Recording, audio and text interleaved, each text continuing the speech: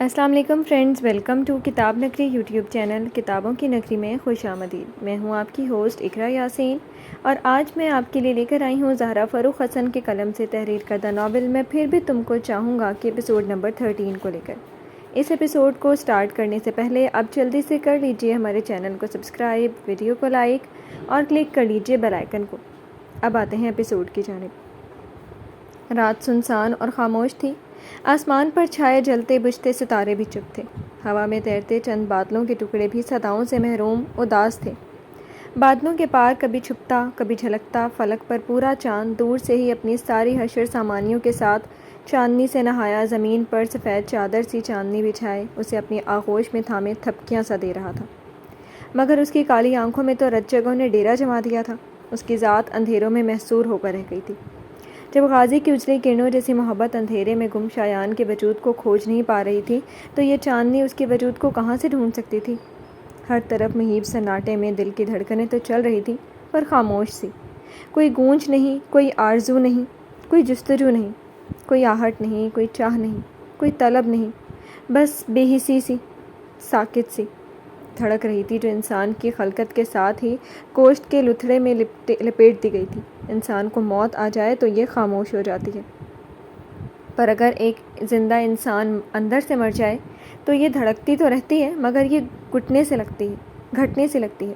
وہ بھی گھٹ رہی تھی، مر رہی تھی، پر وہ ایک ایسی لاش تھی جسے زندگی کا لبادہ دے کر بے کفن رکھا گیا تھا۔ لان کی 4 سیڑھیوں پر دوسری سیڑھی پر بیٹھی شایان کے ارد گرد ہوائیں گھیرا بنائے ہوئے تھیں۔ بکھرے بال اور بھی بکھر رہے تھے۔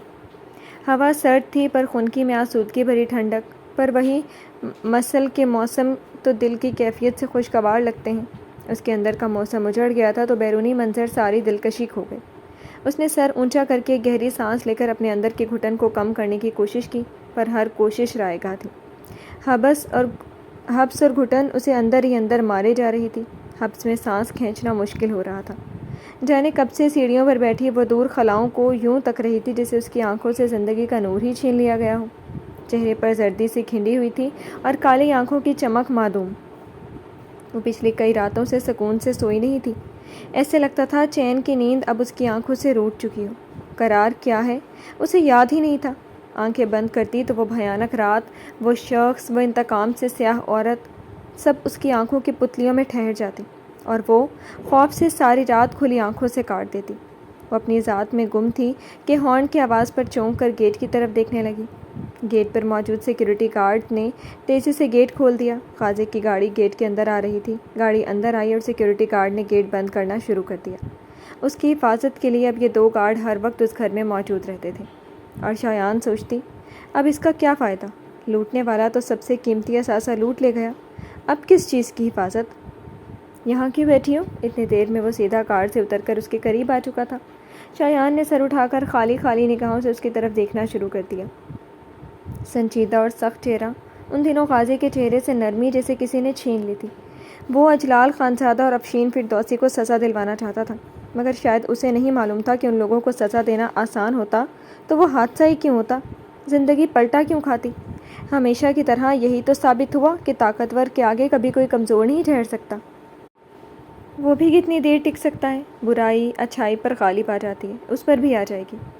کچھ کہہ رہا ہوں شانی، اس کی آواز ایک بار پھر گونجی اور شایان خیالوں سے باہر آ گئی۔ خالی نگاہوں سے وہ غازی کے پتھروں سے سخت چہرے کو دیکھ رہی تھی۔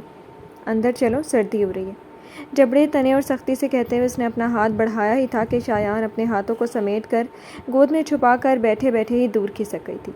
یہ ناول آپ کتاب نگری یوٹیوب چینل پر پڑھ اور سن رہے ہیں۔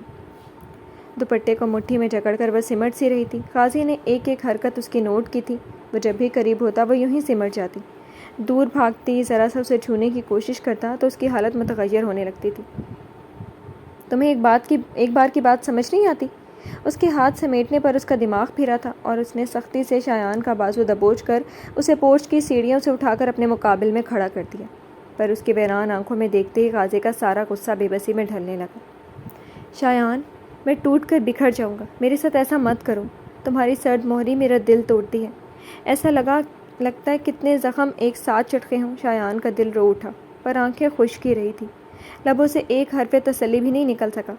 محبت کیا نکلتی، قاضی کچھ دیر بس اسے دیکھتا رہا، پھر سرد سانس لے کر بس اتنا بولا، آؤ اندر چلیں، سردی بڑھ رہی ہے۔ شایان کے سرد ہوئے ہاتھ پر اپنے گرم ہاتھ کی گرفت مضبوط رکھتے ہوئے اس نے قدم اندر کی جانب بڑھا دیا۔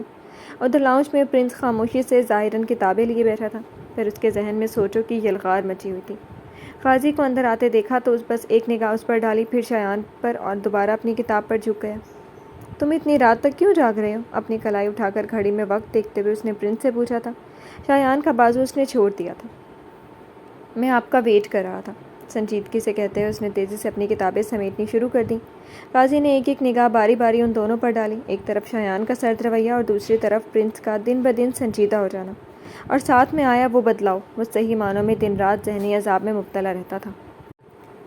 یزدان، مجھے تم سے کچھ بات کرنی ہے، سوچا تھا صبح کروں گا پر تم جاگ رہے ہو تو ابھی کر لیتا ہوں، سنجیدہ مگر نرمی سے بولتا ہوا 2-4 قدم کا فاصلہ سمیٹ کر کتابیں سمیٹتے پرنس کی طرف آیا۔ پرنس نے نگاہ اٹھا کر بھی نہیں دیکھا تھا۔ آئی نو کہ پرنسپل سر نے آپ سے میری کمپلین کی ہے۔ قدرے غازی سے نظریں چراتے ہوئے وہ جلدی جلدی کتابیں بیگ میں رکھ چکا تھا۔ جتنا اس کا چہرہ بے تاثر تھا اس سے بھی کہیں زیادہ اس کی آواز سرد تھی۔ اس بار شایان چونک گئی۔ پرنس کے معاملے میں وہ اب بھی بے حس نہیں تھی۔ اس کی صورت دیکھتے ہوئے وہ پریشان سی ہوئی، قاضی کی موجودگی کی وجہ سے کیا ہوا پوچھ بھی نہیں سکتی تھی۔ ضرور پھر کسی سے اس نے جھگڑا کیا تھا، کہیں کوئی چوٹ نہ لگی ہو۔ ابھی تک جو چہرہ اسپاٹ سا تھا اب اس چہرے پر پرنس کے لیے فکر کے بادل تھے۔ تو یہ اچھی بات ہے، تمہارے مار پیٹ کے معاملے اتنے بڑھے کہ انہوں نے مجھے فون کیا، مجھے تنبیہ کی۔ انہوں نے کچھ دنوں سے نظر انداز کیا تھا، پر آج تم نے ایک لڑکی کو مار پیٹ کر زخمی ہی کر دیا۔ اپنی کمر پر دونوں ہاتھ رکھے وہ اسے اب ڈانٹ رہا تھا۔ پرنس خاموشی سے اپنے بیگ کی زپ کھولتا بند کرتا کھڑا تھا، چہرہ ہنوز اسپاٹ سا تھا۔ شایان لڑائی جھگڑا سن کر بہت تیزی سے پرنس تک چلی گئی۔ تمہیں چوٹ تو نہیں لگی؟ مجھے بتایا کیوں نہیں؟ وہ پریشان سی اس کا بازو تھام کر چہرہ اٹھا کر دیکھنے لگی، گردن دیکھتی، بازو ٹٹولتے ہوئے چوٹ کے نشان کھوج رہی تھی، اور اس وقت وہ سب بھولے ہوئے پرانی شایان لگ رہی تھی۔ قاضی بس کمر پر دونوں ہاتھ رکھے ان دونوں کو دیکھ رہا تھا۔ شانی، آئی ایم اوکے، مجھے کہیں چوٹ نہیں لگی۔ پرنس نے بس سر اٹھایا اور اسے آہستہ سے تسلی دیتے ہوئے نرمی سے اپنا بازو چھڑا لیا۔ شایان کچھ بولتی کہ اس کی خیریت بعد میں دریافت کر لینا، مجھے بات کرنے دو تم۔ قاضی نے ہاتھ بڑھا کر شایان کا بازو تھام کر اپنی طرف کھینچ کر اسے پرنس سے دور کیا۔ شایان نے گھبرا کر پرنس کی طرف دیکھا، وہ پھر سے سر جھکا چکا تھا۔ یزدان، آئندہ مجھے تمہاری ایک بھی کمپلین نہیں ملنی چاہیے، سختی سے تنبیہ کی، اور پرنس نے اپنے پاپا کی طرف دیکھا۔ آپ میرا اسکول چینج کر دیں، مجھے اسکول میں نہیں پڑھنا۔ میرا ایڈمیشن دوسرے اسکول میں کروا دیں جہاں مجھے کوئی پہچانے نہیں، ورنہ… وہ رکا۔ آئی ایم سوری پاپا، روز آپ کو کمپلین ملیں گی۔ اس کی آنکھوں میں بے خوفی سے دیکھتے ہوئے اس کی آواز برف کی طرح سرد تھی۔ But why? قاضی نے جبڑے تانے ہوئے غصے سے پوچھا۔ شایان کی گھبراہٹ سی ہونے لگی۔ یہ ناول آپ کتاب نگری یوٹیوب چینل پر پڑھ اور سن رہے ہیں۔ وہاں سب آپ کی، شانی کی، مما کی باتیں کرتے ہیں، اور جو بھی شانی کے بارے میں غلط بات کرے گا میں اسے چھوڑوں گا نہیں، اور آپ کو معلوم ہے میں یہی کروں گا۔ اس پر قاضی ساکت ہوا تھا۔ شایان بس پرنس کو دیکھتے ہوئے خود پر ضبط کر رہی تھی۔ آپ کو غصہ آ رہا ہے تو ٹھیک ہے، مجھے مار لیں، جتنا دل کہے ڈانٹ لیں، بٹ میں وہی کروں گا جو میرا دل کہے گا۔ میں غلط برداشت نہیں کر سکتا، پر کچھ غلط بھی نہیں کروں گا۔ بھلے وہ بدتمیزی سے نہیں بول رہا تھا، مگر اس کے لہجے میں ضد سی تھی، ارادے کا عزم تھا۔ وہ سمجھانے سلجھانے کی حد سے باہر نکل چکا تھا۔ ڈانٹ ڈپٹ کر کے وہ اسے اب واپس وہی معصوم پرنس نہیں بنا سکتا تھا۔ اسکول کے بعد کہاں جاتے ہو تم؟ قاضی اب بہت زیادہ سنجیدہ ہو گیا تھا۔ وہ پرنس کو آج جانچ لینا چاہتا تھا کہ وہ کس حد تک بدل چکا تھا۔ شایان نے گھبرا کر باپ بیٹے کو دیکھا۔ Martial art class. نگاہیں پھر جھک گئیں اور آواز بھی دھیمی ہو گئی۔ کب سے جا رہے ہو؟ آواز سخت ہوئی۔ پرنس نے بس ذرا سا دیکھا اور سر جھکا گیا۔ مجھے شوق ہے پپا، اس بار نیا بہانہ کر دیا۔ پہلے اپنی اسٹڈی پر دھیان دو، بعد میں جو دل کہے وہی کرنا۔ وہ بس پرنس کے چہرے کو دیکھتے ہوئے اسے سنجیدگی سے کہہ رہا تھا۔ آپ کو کبھی میری اسٹڈی کے لیے شکایت نہیں ملے گی، نہ کسی اور بات پر، لیکن مجھے وہ سب سیکھنا ہے جس سے میں کسی بھی اجلال جیسے انسان کو مار سکوں۔ وہ ایک دم سے ایسے برفیلے لہجے میں بولا اور غازی نے بس لب بھینچے۔ شایان کا سر البتہ جھک گیا۔ شانی، میں سونے جا رہا ہوں، گڈ نائٹ پاپا۔ وہ سر جھکا کر کھڑی ساکت سی شایان سے بولتا ہوا بہت تیزی سے وہاں سے نکل کر اپنے کمرے کی طرف چلا گیا۔ وہ جبڑے تانے جاتے ہوئے پرنس کو دیکھ رہا تھا۔ اس کا بیٹا کس راہ پر جا رہا ہے؟ کل کو وہ کیا بنے گا؟ یہ اسی رات اس نے فیصلہ کر لیا تھا۔ لاؤنج میں خاموشی سے چھا گئی تھی۔ شایان نے آہستہ سے سر اٹھا کر اب بھی سیڑھیوں کی طرف دیکھتے ہوئے غازی کی طرف دیکھا۔ جائیں آپ فریش ہو جائیں۔ وجدان نے چونک کر شایان کی طرف دیکھا۔ یہ صرف پرنس سے دھیان ہٹانے کے لیے اس سے کہا گیا تھا، ورنہ وہ بولنے کی زحمت کبھی نہیں کرتی۔ اس نے اپنا رخ شایان کی طرف کیا۔ تم جانتی تھی کہ وہ مارشل آرٹ اکیڈمی جا رہا ہے؟ سینے پر بازو باندھے وہ چہرے پر سنجیدگی۔ شایان نے ایک نگاہ ڈال کر سر جھکا لیا۔ پرنس نے اسے بتایا تھا، وجہ بھی اور ارادہ بھی۔ ان دونوں کے بیچ اب کچھ راز نہیں تھا، پر بتا کر قاضی کو بتانے کو منع کیا تھا، اور وہ اس کی ہر بات کی پابند تھی۔ شایان کے خاموشی میں اقرار تھا۔ قاضی کا دماغ اور بھی خراب ہوا۔ اس گھر میں بس میں غیر ہوں، میری بیوی کو میری کوئی پرواہ ہی نہیں، مجھے وہ اجنبی سمجھتی ہے، میرے بیٹے کے لیے میری مرضی کوئی معنی نہیں رکھتی۔ میں اس گھر میں کس لیے تم دونوں کے لیے پاگل ہو رہا ہوں، جب تم دونوں کو کرنی اپنی اپنی ہی ہے۔ صبح سے جو اندر ہی اندر ابل رہا تھا، ایک دم سے سارا لاوا وہ شایان پر انڈیل گیا۔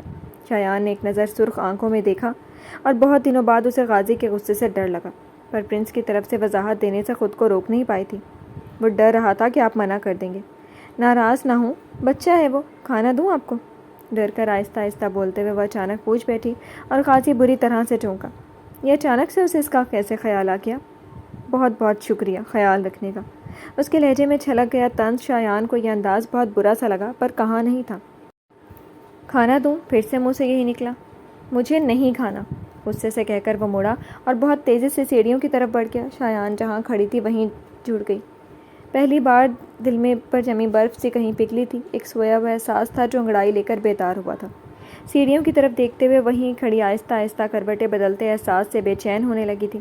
وہ خود سے لڑ رہی تھی، ہزار دلیلیں دے کر اس احساس کو تھپک رہی تھی، اور جانے کتنے لمحے ایسے ہی اس احساس سے جنگ کرتے کرتے گزری، مگر وہ احساس اتنا زوراور تھا کہ اس کے قدم دھیرے دھیرے کچن کی طرف بڑھے تھے، اور اس کے لیے کھانا فریز سے نکالتے ہوئے اس وقت وہ قاضی کے بارے میں ہی سوچ رہی تھی۔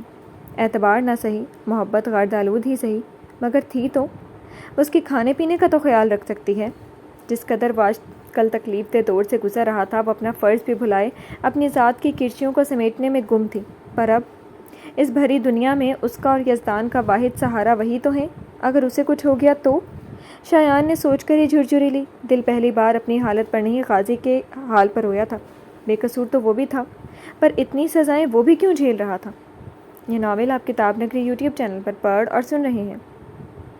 شایان، تم مر کیوں نہیں گئی، یا اب کیوں نہیں مر جاتی؟ بے ساختہ تڑپ کر لبوں سے نکلا، اونچی آواز میں کہتے ہوئے نم آنکھوں سے آسمان کی طرف دیکھا تھا۔ میں مر جاؤں تو اپنے مرنے کی دعا کرنا۔ پیچھے سے قاضی کی سرد و سپاٹ آواز آئی، اور اس نے تڑپ کر پیچھے پلٹ کر دیکھا۔ اس کی بات خنجر کی طرح دل میں گڑی تھی۔ وہ لباس تبدیل کر کے کچن کے اندر آ چکا تھا۔ لائٹر دو مجھے۔ شایان کی آنکھوں میں آئے آنسوؤں کو نظر انداز کرتے اس نے انگلیوں میں دبے ہوئے سگریٹ والا ہاتھ بڑھایا۔ شایان کی نگاہ فوراً سے اس پر گئی تھی۔ کیوں؟ سگریٹ دیکھ کر بھی ناسمجھی سے پوچھا۔ قاضی کا چہرہ سپاٹ صحیح تھا۔ سگریٹ جلانی ہے مجھے۔ انگلیوں میں دبی سگریٹ کو دکھا کر ہتھیلی پھیلائی۔ آپ سگریٹ پئیں گے؟ وہ بے وقوفی سے اب اس کا بے تاثر چہرہ دیکھ رہی تھی۔ زہر پی نہیں سکتا، تمہیں قریب کر نہیں سکتا، شاید یہی مجھے کچھ سکون دے دیں۔ وہ دل بھر کر آج تلخ ہو رہا تھا۔ تلخی زبان پر آئی اور شایان نے بس سر جھکا دیا۔ وہ خود ہی آگے بڑھا اور چولہے کے پاس رکھا لائٹر اس نے اٹھا لیا۔ اسے لائٹر سمیت جاتے دیکھ کر اس نے ٹوک دیا، لائٹر تو دے، میں کھانا گرم کرنے جا رہی تھی، اب چولہا کیسے روشن کروں گی؟ اس نے بے ساختہ کہا۔ قاضی نے پلٹ کر دیکھا۔ زحمت نہ کریں آپ، مجھے کھانا نہیں چاہیے، بلکہ تمہیں میری پرواہ کرنی ہی نہیں چاہیے، وہ اسی طنزیہ انداز میں بولا اور کچن سے نکل گیا۔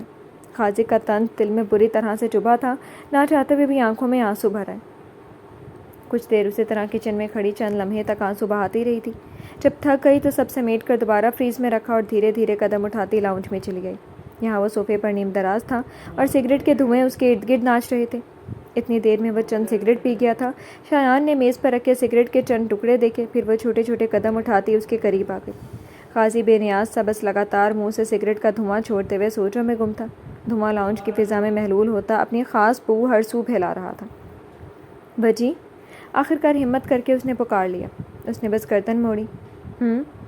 لبوں سے سگریٹ لگا کر ایک گہرا کش لیا، اندر تک کڑواہٹ سی بھر گئی، پر یہ کڑواہٹ اسے اب اچھی لگ رہی تھی۔ اس نے دوبارہ گہرا کش لیا۔ ادھر شایان اپنے اندر بولنے کی ہمت پیدا کر رہی تھی۔ آپ مجھے چھوڑ دیں۔ رک رک کر جملہ ادا ہوا اور قاضی نے ایک بار پھر اس کی طرف دیکھا۔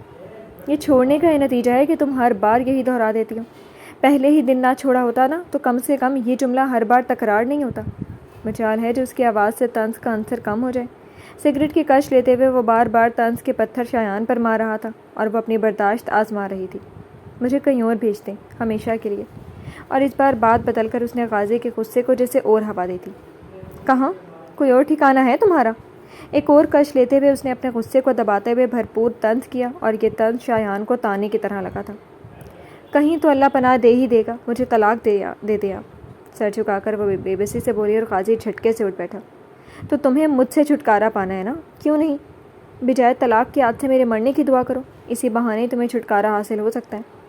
سگریٹ مسل کر وہ اپنی سرخ ہوتی بھوری آنکھوں سے شایان کو گھورنے لگا، اور وہ اس کی بات پر تڑپ اٹھی۔ نہیں خدا را ایسے مت کہیں وجی، میں ایسا سوچوں بھی تو مجھے موت آ جائے۔ صرف آنکھوں میں پانی ہی نہیں جھلملایا تھا، اس پانی میں درد بھی تھا اور محبت کی عطا بھی۔ وہ ان آنکھوں میں کھو کر نرم ہونے ہی لگی تھی کہ اس کے بعد کے جملوں نے پھر سے دل میں آگ لگا دی۔ مجھے طلاق دیں گے تو سب ٹھیک ہو جائے گا۔ میں نے بہت آزمائشوں میں ڈالا ہوا ہے آپ کو۔ کسی مرد کا ظرف نہیں ہوتا، اتنا بڑا نہیں ہو سکتا کہ وہ اپنی بیوی کا ہی ریپ وکٹم ہونا برداشت کر سکے، مگر آپ نے پھر بھی ابھی تک مجھے یہ احساس نہیں دلایا۔ آپ بہت عظیم ہیں، مگر آپ مجھے ڈیزرو نہیں کرتے۔ آپ کو بہت ہی اچھی لڑکی مل جائے گی، مگر بس کرو اپنی یہ تقریر۔ اس نے بے حد سختی سے اسے ٹوکا تھا۔ شایان چپ سی ہو گئی۔ میرے کان اتنی اچھی تقریر برداشت نہیں کر سکتے۔ میں ایک سادہ سا انسان ہوں، سادہ بات کرتا ہوں۔ یہ تقریر تم کسی اور کو سنا دینا اگر کوئی اپنا جیسا ملے۔ سنبھال کر رکھو اپنے الفاظ، مجھ پر ایسی باتیں مت آزماؤ۔ یہ ناول آپ کتاب نگری یوٹیوب چینل پر پڑھ اور سن رہے ہیں۔ مجھے تمہارا یقین چاہیے، تمہاری محبت، چھوڑنے اور طلاق کا مطالبہ نہیں۔ اوکے میڈم، درد مند بن جاؤ، جا کر سو جاؤ۔ جیسے تنہا چھوڑتی ہو نا، ویسے ہی مجھے تنہا چھوڑ دو۔ وہ غصے سے بولتا ہی گیا، اور آخر میں تنزیہ کہہ کر دوبارہ سے اس نے سگریٹ کا پیکٹ اٹھا لیا۔ دوسرا سگریٹ نکالتے ہوئے اس کے جبڑے بری طرح سے تنے ہوئے تھے، پر شایان کو اپنی جذباتیت کا مذاق اڑانے پر اب غصہ سا آ گیا۔ آپ میرا مذاق اڑا رہے ہیں؟ قاضی نے سگریٹ لبوں کے بیچ دبائی اور ابرو اٹھا کر اسے دیکھا۔ کالی آنکھیں خفا سی ہو رہی تھیں۔ نہیں، مختصر کہہ کر لائٹر جلا کر سگریٹ کا سرا سلگایا۔ ننھا سا شعلہ بھڑکا اور اس نے دھواں اپنے پھیپھڑے کے اندر کھینچ کر پھر سے لبوں سے آزاد کر دیا تھا۔ نہیں، آپ میرا مذاق اڑا رہے تھے۔ وہ بزید ہوئی قاضی نے سگریٹ انگلیوں کے بیچ دبا کر اسے سر سے پیر تک دیکھا۔ مسئلے لباس میں اس کی حلیہ بگڑا ہوا تھا، زرد رنگت اور متورم آنکھیں، دل گرفتہ سی پر ابھی لڑنے پر بھی آمادہ، شاید دل کی گھٹن سے اب مجبور کر رہی تھی کہ وہ سارے غبار کسی اپنے پر اتار دے۔ نہیں، تمہیں داد دے رہا ہوں۔ ویل ڈن شایان جی، بہت اچھی تقریر کر لیتی ہیں آپ۔ بہت سمجھ ہے آپ کو مردوں کی ذات کی، بہت سمجھ گئی آپ مجھے۔ وہ کہتے ہوئے اٹھ کھڑا ہوا۔ سگریٹ کے دھوئیں سے اسے بھی گھٹن ہو رہی تھی۔ اب اس کے قدم سیڑھیوں کی جانب تھے۔ وہ ٹیرس پر جانا چاہتا تھا، کھل کر سانس لینا چاہتا تھا۔ دیکھا، پھر آپ میرا مذاق اڑا رہے ہیں۔ وہ بھی انجانے میں اس کے پیچھے ہو لی تھی۔ ایک تو مذاق اڑا رہا تھا اس سے منہ موڑ کر جانا۔ تم جو سمجھو، میں ٹیرس پر جا رہا ہوں، کوئی سکون بخش اچھی بات کہہ سکتی ہو تو ساتھ چلو، ورنہ جا کر روم میں سو جاؤ۔ بغیر اس کی طرف دیکھے وہ تیزی سے سیڑھیاں چڑھتا اب ٹیرس کی طرف جا رہا تھا۔ اب میری باتیں بھی بری لگتی ہیں آپ کو؟ پیچھے پیچھے چلتے ہوئے وہ ساتھ ہی تھی، نالا سی چڑی ہوئی، نہ دور ہوتے ہوئے نہ قریب۔ قاضی نے پلٹ کر دیکھا۔ ایسا تمہیں لگتا ہوگا، میں تو عام بات ہی کر رہا ہوں۔ کاندھے جھٹک کر جیسے اس نے شایان کو اور جلایا۔ آپ نا بدل گئے ہیں، بدلے خود ہیں اور الزام اس پر۔ قاضی نے بس گہرا سانس لیا۔ دونوں اب ٹیرس تک آ چکے تھے۔ انسان کے بدلنے کا تمہاری ڈکشنری میں یہی مطلب لکھا ہوگا؟ سگریٹ کے چھوٹے چھوٹے دھوئیں اڑاتے ہوئے وہ اب ایک طرف بنی دیوار پر بیٹھ گیا۔ شایان کو اب بھی اس نے نظر انداز کیا ہوا تھا۔ آپ کتنے طنز کرنے لگے ہیں؟ سامنے کھڑی اپنی انگلیوں کو مسلتے ہوئے آواز بھی بھر آ گئی۔ تو کیا کروں، رومانٹک بولوں وہ بھی نہیں منظور۔ وہ اب کھل کر سانس لینے لگا تھا۔ کچھ کھلا منظر اور کچھ سامنے موجود شایان۔ اس کے طنزیہ بولنے پر وہ بولنا تو شروع ہوئی۔ وہ لاتوں کا ہی بھوت تھی، پیار سے تو اسے سمجھ ہی نہیں آتا تھا۔ کرنے کو تو بس ایک رومانٹک ہی باتیں ہیں، کوئی اور بھی بات تو کر سکتا ہے انسان۔ وہ فضول ہی میں بحث کرتی جا رہی تھی، پر قاضی کو وہ بحث اب اچھی لگنے لگی تھی۔ اس میں بھی میرا قصور ہے؟ حکم دے بندہ اسی موضوع پر بات کرے جس سے آپ کو تسلی ہو۔ ایسا لگ رہا تھا جیسے فاصلے اب کم ہو رہے تھے، فضا میں گھٹن بھی کم ہونے لگی تھی۔ آپ مجھے ہرٹ کر رہے ہیں۔ آج رات بس اسے شاید لڑنا ہی ہے۔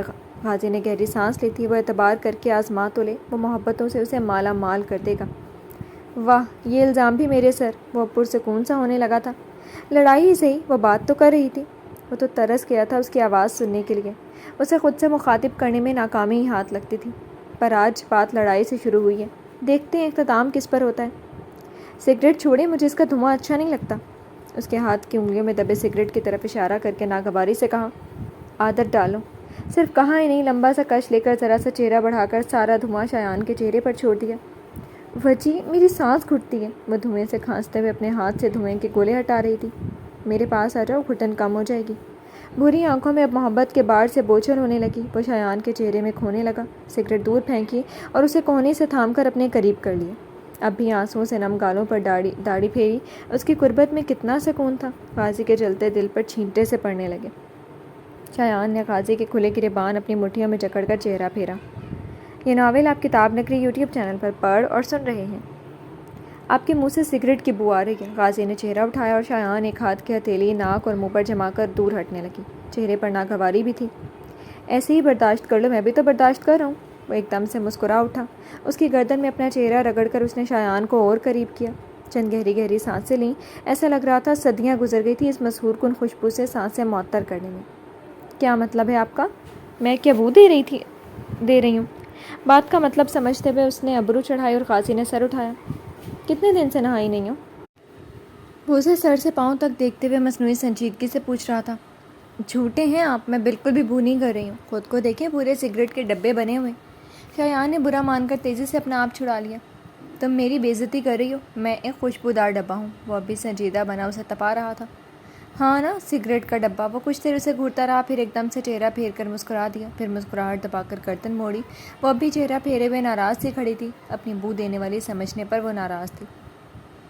بیٹھ جاؤ، کھڑی کھڑی تھک جاؤ گی۔ دیوار سے پرے کھسک کر اس نے شایان کا ہاتھ تھاما۔ شایان نے بس اس کا چہرہ دیکھا اور اس کے قریب ہی بیٹھ گئی۔ دل اب تھک رہا تھا۔ وہ اس کی پناہوں میں سارے غم کہہ دینا چاہتی تھی، اس رات کا زخم دکھا دینا چاہتی تھی، پر جبر کیے ہوئے بس پورے چاند کو دیکھ رہی تھی۔ شایان، تم مجھے معاف نہیں کر سکتی؟ قاضی نے اس کا ہاتھ تھام کر اپنے سینے پر رکھ لیا۔ شایان نے ہاتھ میں دھڑک اٹھے سینے میں چھپے دل کے دھڑکن محسوس کیے اور اس کے لب ہلے۔ جب آپ چلے گئے نا تو ایک دم سے اجلال آ گیا تھا، وہیں اسی لاؤنج میں جہاں سے ہم آئے ہیں۔ اس کی آہٹوں سے میرا دل سہما، مگر مجھے آپ کے آنے کا گمان ہوا تھا، پر وہ آپ نہیں تھے، وہ شیطان تھا۔ وہ آ کر وہیں میرے سامنے بیٹھ گیا جہاں آپ کچھ دیر پہلے لیٹے تھے۔ قاضی بس اسے سن رہا تھا۔ وہ آج اسے نہیں ٹوکے گا، بھلے اس کی آنکھیں میرے وجود میں گڑ کر مجھے مار رہی تھیں۔ وہ مجھ سے اپنی گندی محبت کا اظہار کر رہا تھا، آپ کی پاک محبت کا اپنی ہوس بھری محبت سے موازنہ کر رہا تھا۔ وہ قاضی کے سینے پر رکھے اپنے ہاتھ دیکھتے ہوئے زخم ہو رہی تھی اور اس کے زخموں کا لہو قاضی کی آنکھوں میں اتر رہا تھا۔ پھر اس نے بھی اسی طرح میرا ہاتھ پکڑ کر اپنے سینے پر رکھ لیا تھا۔ اس کی آنکھوں میں اتنی وحشی ہوس تھی کہ میں کچھ بھی کرنے کی خود میں طاقت نہیں پا رہی تھی۔ آپ کو معلوم ہے، وہ کنگن اور چوڑیاں اس شیطان نے میری کلائی کے لیے بھیجی تھیں، اور میں سمجھی کہ یہ آپ کا تحفہ ہے۔ تب سے میرا دل کہہ رہا ہے وجی میں اپنی کلائیاں بھی کاٹ ڈالوں۔ شایان کے سرخ آنکھیں دریا بن کر بہہ جانے کے لیے تڑپ رہی تھی، اور قاضی کی آنکھیں خون کے جم جانے والی کاٹ لیے سرد سی ہو رہی تھی۔ آپ کے خلیل نے سارا پلان کو ترتیب دیا تھا، کیسے اس نے ہمارے گھر میں رہ کر اس دن اپنے مالک کے لیے میری موت کی سیج سجائی۔ وجی کیا اس کے دل میں ذرا سا بھی رحم نہیں تھا؟ اتنے دن جو ہمارے پاس رہا تھا، آپ نے اسے جو محبت دی، اس کی عوض میں وہ کم سے کم چلا تو جاتا، مگر وہ کھڑا میری بے بسی کا تماشا دیکھتا رہا تھا۔ میں نے اس سے مدد مانگی، مگر اس نے مجھ سے کیا بولا وجی؟ کتنے آنسو بے آواز گالوں پر بہے اور قاضی سب سن رہا تھا، برداشت کر رہا تھا، بغیر کچھ کہے، بغیر پلکیں جھپکائے۔ اگر کچھ بولا یا آنکھیں جھپکی بھی نا تو دل کا لہو آنکھوں سے ٹپک جائے گا۔ اس نے مجھ سے کہا بس آج کی رات میں اس کے مالک کا دل خوش کر دوں، اور اس کا مالک؟ شایان نے ایک سسکی لی، پر قاضی کے لبوں سے پھر بھی ایک لفظ بھی نہ نکلا۔ وہ اپنی برداشت کی حد ناپتا سب سن لینا چاہتا تھا، اس رات کا ایک ایک کانٹا شایان کے دل سے چن لینا چاہتا تھا۔ دور کہیں سب سنتے آسمانوں پر بادل چھائے، اور انہوں نے بھی جیسے اس رات کے درد کو سنتے ہوئے بوندوں کی صورت میں زمین کے دامن میں آنسوؤں کو بکھیرنا شروع کر دیا تھا۔ ٹپ ٹپ بوندیں گر رہی تھیں، پر وہ بولتی جا رہی تھی اور قاضی سب سن رہا تھا۔ اس کے مالک نے میری ساری آس، ساری امید کا اس وقت دم کھوڑ دیا وجی، یہ کہہ کر کہ آپ افشین کے ساتھ ہیں، اس کی باہوں میں ہیں۔ اور تب مجھے لگا کہ مجھے اب مر جانا چاہیے، اور وجی میں نے کوشش کی مرنے کی، مجھ میں جتنا دم تھا میں نے کوشش کی، مگر بارش اور آنسوؤں کے بیچ وہ تھمی اور قاضی کی سانسیں بھی۔ یہ ناول آپ کتاب نگری یوٹیوب چینل پر پڑھ اور سن رہے ہیں۔ وہ دیوار دیکھ رہے ہیں نا؟ ایک انگلی سے بارش کے تار سے بھیگتی چھوٹی دیوار کی طرف اشارہ کیا۔ وہاں سے کود کر میں اپنی جان دے دینا چاہتی تھی قاضی، اور وہ انسان ادھر کھڑا تھا مجھ سے کچھ فاصلے پر۔ میں جان دے دیتی، مگر معلوم ہے آپ کو؟ ایک بار پھر اس نے قاضی کی طرف دیکھا، جانے بارش کے پانی سے اس کی آنکھیں اور سرخ ہو رہی تھیں یا وہ لہو ٹپکا رہی تھی، یہ سمجھنا مشکل تھا۔ آپ کا وفادار بنا خلیل تب پرنس کو لے آیا، اور ان دونوں نے اس کے ساتھ، کچھ اور کہنے سے پہلے وہ آگے ہچکیوں کے ساتھ رو دی۔ دور کہیں بادل گرجے اور ان کی دھمک سے زیادہ شایان کے حرفوں کی گونج زوردار تھی۔ غازی کے چہرے پر زلزلے کی کیفیت پیدا ہو گئی۔ پرنس کا بدل جانا آج سمجھ میں آیا، اور پھر میں پرنس کے لیے اس پر قربان ہو گئی۔ وہ میرا بچہ ہے وجی، میرا بھائی، میں اس کے ساتھ اتنی گھناؤنی حرکت ہوتا کیسے دیکھ سکتی تھی؟ اور میں نے اجلال کو اپنا آپ دے دیا۔ میں اسی لیے اپنے آپ کو کبھی آپ کے قابل نہیں سمجھ سکتی۔ میں مر سکتی تھی، اپنی عزت بچا سکتی تھی، مگر میں نے آپ کی عزت اور پرنس کو چن لیا۔ لیکن پھر بھی میری ہر کوشش بیکار گئی وجی۔ وہ وحشی مرد، اس نے پرنس کے سامنے مجھے بے آبرو کیا۔ اس نے ساری رات بجلی سے گری اور غازی اس نے اسے کھینچ کر اپنے سینے میں چھپا لیا۔ وہ آج ایسا روئی جیسے آج ہی اس کی عزت لوٹی گئی ہو، آج ہی اس پر وہ قیامت توڑی گئی ہو۔ بس شایان بس، اب آگے کچھ مت بولنا۔ روتی شایان کو پوری قوت سے اپنے سینے میں چھپا کر اس نے جبڑے اتنی زور سے بھینچے کہ ان کی ہڈیاں تھرک اٹھیں۔ شایان اس کے سینے میں خود کو چھپائے ہچکیوں سے رو رہی تھی۔ وجی، وہ اور کچھ بتانا چاہتی تھی، کچھ بولنا چاہتی تھی، پر اس سے آگے کچھ مت کہنا شایان، کچھ نہیں، ورنہ آج اس روئے زمین پر میں ان تینوں ظالموں کو زندہ دفن کر دوں گا۔ بھلے مر جاؤں گا مگر ان کو نہیں چھوڑ سکتا۔ شایان پر اپنی گرفت سخت کیے ہوئے اس کی بھوری آنکھیں انگارہ ہو رہی تھیں۔ بارش لگاتار ان کے غم پر آہو بکا کرتی پوری شدت سے برس نہیں رہی تھی بلکہ رو رہی تھی۔ سارا سما سردی میں ڈوبا غمگین سا ہو گیا تھا۔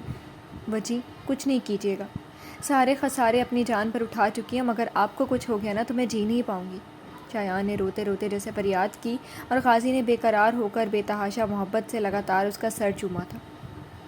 تمہارے بغیر تمہارا وجی کچھ نہیں شانی، مجھ پر یقین رکھو، مجھے اعتبار بخش دو۔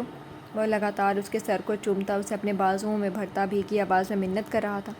شایان نے سر اٹھا کر روتی ہوئی آنکھوں سے اس کا چہرہ دیکھا۔ مجھ سے کچھ نہیں مانگے وجی، کچھ نہیں، میں آپ کی اتنی محبت کے قابل نہیں، میں آپ کی بس۔ اس نے روتی ہوئی شایان کے لبوں پر انگلی رکھی۔ اب کچھ اور نہیں، مجھ پر اعتبار نہیں کر سکتی ہو نہ کرو، میری محبت ایک دن اپنا آپ من پا لے گی، پر اب کبھی یہ لفظ اپنے لبوں سے مت نکالنا۔ ہم دونوں ہی بس ایک دوسرے کے لیے بنائے گئے ہیں۔ کالی آنکھیں روتے ہوئے بھوری آنکھوں میں عشق کی انتہا دیکھ رہی تھی۔ دونوں ہی بارش اور سردی سے بے نیاز ایک دوسرے کی آنکھوں میں دیکھتے ہوئے اپنے اپنے دل کو درد سے نجات دے رہے تھے۔ تبھی تیز سرد ہوا کے جھونکے نے شایان کو کپکپانے پر مجبور کر دیا۔ وہ سردی سے لرزی اور غازی نے اسے اپنے بازوؤں میں بھر لیا۔ گرم وجود کی حدت شایان کے سارے جسم میں سرایت کر گئی۔ روم میں چلتے ہیں، سر دھو رہی ہو تم۔ وہ اسے لیے ہی کھڑا ہو گیا۔ شایان سردی سے لرزتی سکڑ سمٹی اس سے الگ ہونے لگی کہ اس نے جھک کر اسے اپنے بازوؤں میں اٹھا لیا۔ کالی آنکھوں میں خوف چھلکا اور وہ ان آنکھوں میں دیکھتے ہوئے بس اتنا بولا، ڈونٹ وری، بس روم میں لے کر چل رہا ہوں۔ سنجیدگی سے بول کر اس نے قدم بڑھا دیے۔ شایان نے اس کی گردن کے پاس شرٹ اپنی مٹھیوں میں جکڑ لی تھی۔ وہ اسے لے کر وہاں سے چلا گیا، مگر برستی بارش میں بہت دور تک محبت کے دو پنچھی اپنے بالوں پر اداسی کا بار اٹھائے فضا میں پرواز کر رہے تھے، جن کا بسیرا اب وجدان کا آشیانہ ہونے والا تھا۔ بارشوں کا شور بند شیشوں سے ٹکراتا ستار پر بجتے ساز جیسے مدھر سا تھا۔ ہواؤں کی شوخیوں سے پردے لہراتے ان کا خیر مقدم کرنے لگے تھے۔ یہ کیسی خوشی تھی، یہ کیسی سرشاری تھی۔ بیچ میں جدائی کے 2 دن کے بعد جیسے اب لگ رہا تھا اس لمحے کا اس نے جیسے صدیوں سے انتظار کیا تھا، اسے اپنے قریب دیکھے، اپنے دل میں اور بھی گہرائیوں میں بسا لے۔ یہ ناول آپ کتاب نگری یوٹیوب چینل پر پڑھ اور سن رہے ہیں۔ وہ بھرپور سا شخص اس کے سامنے تھا، شیشوں کے پردے ہٹاتا، پھر شیشوں کو پورا کھولتا، دمکتی ہوئی رنگت، سرشاری کے احساس سے لبریز چہرہ۔ وہ یکٹک اسے دیکھتی اسے اپنے آس پاس پورے دل و جان سے محسوس کر رہی تھی۔ اس کی موجودگی سے کمرے کی ہر شے نازا تھی، ہر شے خوشی سے جھوم رہی تھی، خود وہ بھی تو جیسے سرشاری کے جھولے پر ہلڈولے لے رہی تھی۔ انتظار ایک اذیت سے ہی، مگر جب وصال کی گھڑیاں قریب ہوں تو وہ اذیت سرور میں تبدیل ہو کر کیسی لذت بخشتی ہے۔ وہ اس لذت کا احساس بیان نہیں کر سکتی تھی، بیان کرنا بھی نہیں چاہتی تھی۔ کچھ احساسات ان کہے ہی رہیں تو ہی ان کا لطف دل میں چھپا رہتا ہے، ہمیشہ بسا رہتا ہے، کہنے سے وہ محسوسات ہیں بے ارزش ہو جاتے ہیں۔ خیالوں میں کھوئی ہوئی وہ لگاتار بس دھیرے دھیرے اپنی طرف بڑھتے یزدان کو مجسمہ بنی دیکھتی جا رہی تھی، اپنی نگاہوں میں بھر رہی تھی، دل کو سیراب کر رہی تھی۔ ان کہے احساسات بھلے بے زبان تھے، مگر ان کی تاثیر ایک قلب سے گزر کر دوسرے قلب میں اتر جانے والی تھی۔ قدم قدم بڑھتا یزدان بھی تو وہی سارے احساسات اپنے دل میں اٹھتے محسوس کر رہا تھا، جس کی کیفیت سے انم گزر رہی تھی۔ کمرے میں آتے ہی وہ عادت کے مطابق پہلے بالکنی کا ڈور کھول کر اب اس کے قریب ہو رہا تھا۔ اب بولو، کس طرح کی چھپی چھپی کے ساتھ پپی بھی دوں کہ ہم دونوں کے دل مسرور ہو جائیں؟ قریب آتے اس نے سنجیدگی میں چھپی شوخی سے انم کو نروس ہونے پر مجبور کر دیا تھا۔ ابھی تک جو اس روم میں بڑبڑ کر کے آ رہی تھی، اب شرما کر سر جھکا لیا، اور یزدان اس کے ہر روپ سے دیوانگی کو سمجھ جا رہا تھا۔ اے دیوانے دل، ابھی تیرے پاس وقت کی کمی ہے، ذرا ٹھہر تو صحیح، وصال کی گھڑیوں میں اپنی دیوانگی کی کہانی درج کر دینا، گڈ بھی ملے گا اور سرور بھی۔ میرا وہ مطلب تھوڑی نہیں تھا۔ انم نے بھوری آنکھوں کی آنچ سے بالوں کو کانوں کے پیچھے کرتے ہوئے دانستہ طور پر نگاہوں سے نگاہیں چرائی تھیں۔ وہ کس کس انداز میں اسے گھائل کرتے ہیں۔ یزدان مسکرا کر چند قدم پیچھے کھسکا تھا۔ انم نے چپکے سے اسے دیکھا۔ آ جاؤ میری جان، پہلے دھڑکنیں تو آرام پا جائیں۔ اس نے دونوں باہیں پھیلائیں اور انم کچھ دیر بس اسے دیکھتی رہی تھی، پھر پوری شدت سے اس کی کھلی باہوں میں سما کر اسے لپٹی تھی۔ آئی لو یو سو مچ۔ بہت پریشان کیا تم نے۔ وہ شدت سے اسے اپنے باہوں میں قید کیے ہوئے ٹھوڑی اس کے سر پر رکھ کر اپنے دل میں ڈھیروں آسودگی اترتے محسوس کر رہا تھا۔ بے چین دھڑکنیں ایک ہی سر میں شامل ہو کر قرار پانے لگیں۔ بازوؤں کا حصار تنگ کرتے ہوئے جھک کر شدت سے اس کے بالوں پر اپنے لب رکھے تھے۔ لو یو ٹو، بٹ میں نے کہاں پریشان کیا آپ کو؟ دونوں ہاتھ یزدان کی کمر کی گرد کستے ہوئے سر سینے سے اٹھا کر معصومیت سے اسے دیکھتے ہوئے پوچھا، اور وہ دلکشی سے مسکرایا۔ وہ ایسے کہ بات ادھوری چھوڑ کر اس نے انم کو اپنی باہوں میں اٹھا لیا اور بیڈ کی طرف رخ موڑ کر اسے بستر پر اچھال دیا۔ ہائے اللہ! نرم بستر پر وہ اچھل کر چیخی۔ یزدان کے اس طرح اچھالنے پر چیخ ڈر کر نکلی تھی۔ ڈونٹ شاؤٹ، اس روم سے آواز اس روم تک جاتی ہے۔ وہ ہنسی دباتے ہوئے اپنے ہونٹوں پر انگلی رکھ کر اسے چپ رہنے کا اشارہ دیتا اس کے قریب ہی بیڈ پر گرا تھا۔ انم جل کر پرے ہو گئی۔ اٹھا کر پھینکنے کی کیا ضرورت تھی؟ دانت پر دانت رکھ کر اسے خفگی سے دیکھتے ہوئے کہا، مگر آواز مدھم ہی تھی۔ کوہنی کے بل ہو کر وہ اب یزدان پر نگاہیں گاڑے ہوئی تھی۔ مجھے مزہ آتا ہے۔ یزدان نے تکیہ کھینچ کر سر کے نیچے رکھا اور سیدھے لیٹتے ہوئے وہ چند انچ کے فاصلے پر کوہنی کے بل کروٹ پر دراز انم کو دیکھتے ہوئے بہت مسرور سا تھا۔ آپ کو اٹھا کر پھینکوں میں؟ جوش سے وہ سیدھی ہو کر بیٹھی اور اس کا بازو بھی تھام لیا، جیسے اب اٹھا ہی لیں گی۔ شور، اس نے اپنے آپ کو ڈھیلا چھوڑ دیا۔ بھوری آنکھیں شاداب چہرے کے ہر نقش کو چوم رہی تھیں۔ ہاں، اور بعد میں کمر توڑوا لوں۔ ایک لمحے میں ہی جوش ڈھل گیا اور وہ اسی طرح منہ بنا کر بولی کہ وہ وہیں تکیے پر سر رکھ کر ہنستا چلا گیا۔ دھیرے ہنسے، ساری آوازیں جائیں گی۔ جب وہ ہنستا تھا تو انم کے دل کی حالت کس قدر منتشر ہونے لگتی تھی وہ بیان نہیں کر سکتی تھی۔ یزدان نے سر جھٹک کر اپنا ہاتھ آگے بڑھایا۔ کوئی بات نہیں، ادھر آؤ۔ ہولے ہولے مسکراتے اس نے انم کو قریب کھینچا۔ وہ لچکیلی شاخ کی طرح اس کے سینے پر آ گری۔ یزدان نازک کمر میں ہاتھ ڈال کر کروٹ کے بل ہو گیا۔ یہ ناول آپ کتاب نگری یوٹیوب چینل پر پڑھ اور سن رہے ہیں۔ اب دونوں ایک ہی تکیے پر، ایک ہی کروٹ پر ایک دوسرے کی آنکھوں میں دیکھتے ہوئے نگاہوں سے روح کو سیراب کر رہے تھے۔ کیسی ہو؟ ایک ہاتھ انم کے چہرے پر لا کر اس نے اس کے چہرے پر انگلی کی پور پھیرنی شروع کر دی۔ وہ ہولے سے مسکرائی۔ الحمدللہ، اور آپ کو دیکھ کر اب ماشاءاللہ بہت خوش ہوں۔ آپ بتائیں، آپ کیسے ہیں؟ وہ بھی بھرپور انداز میں حال چال بتاتی پوچھتی ایک ہاتھ سے اس کی داڑھی چھونے لگی۔ اسے یزدان کی داڑھی اور بالوں سے بڑا پیار تھا۔ اس کا منفرد سا رنگ، اس کی نرمی اور ان کا احساس اپنی انگلیوں میں محسوس کرتے ہوئے وہ میٹھی میٹھی سے چبھن سے مدہوش ہو جاتی تھی۔ الحمدللہ، تمہیں قریب پا کر اب ماشاءاللہ بہت خوش ہوں۔ اس کے ہر جملے میں دہرا کر انگلی کی پور اب لبوں سے ٹکرانے لگی۔ 2 دن کی پیاس نے شدت سے تڑپانا شروع کیا، مگر جانے کیا سوچ کر اس نے اپنے دل کو فی الحال ٹھہرنے کا سبق دیا تھا۔ بس ان کی نرمی کو محسوس کرتے ہوئے وہ اسے دیکھے جا رہا تھا۔ نگاہوں کی بےتابی سیراب ہو جائے تو وہ کچھ اور سوچے۔ کچھ قدم بڑھے، یہاں نگاہیں ہی دیدار یار سے سیر نہیں ہو۔ یزدان، بہت مس کیا میں نے آپ کو۔ وہ اب کھوئی کھوئی سے یزدان کے چہرے کے ہر نقش سے نظروں کو سیراب کرتی اس میں کھو جانا چاہتی تھی۔ دل ہمک ہمک کر اس کی پیش قدمی کا منتظر تھا۔ شکریہ۔ وہ آہستہ سے مسکرایا اور انم کے لبوں سے انگلی ہٹا کر کروٹ بدل کر وہ سیدھا لیٹ گیا۔ انم کو نہ اس کا جواب پسند آیا نہ اس کا رخ موڑا۔ بس شکریہ۔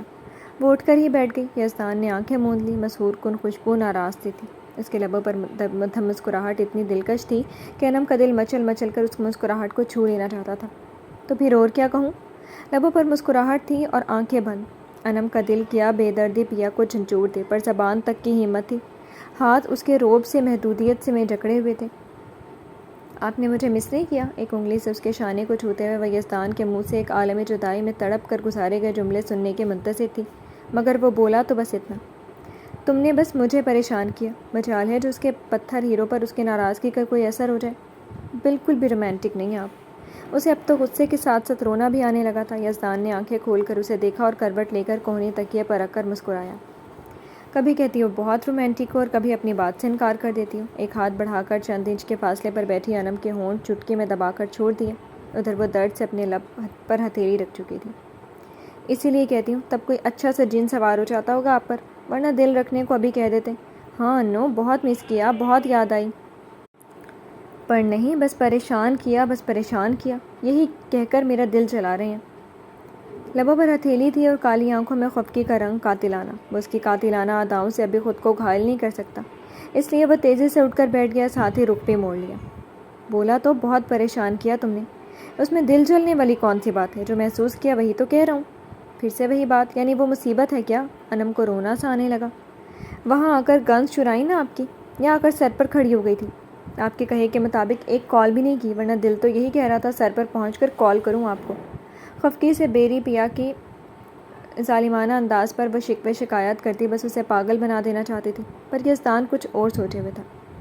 جب میں ایسے مشن پر رہا کروں تو کال کرنا بھی مت، گاٹ اٹ؟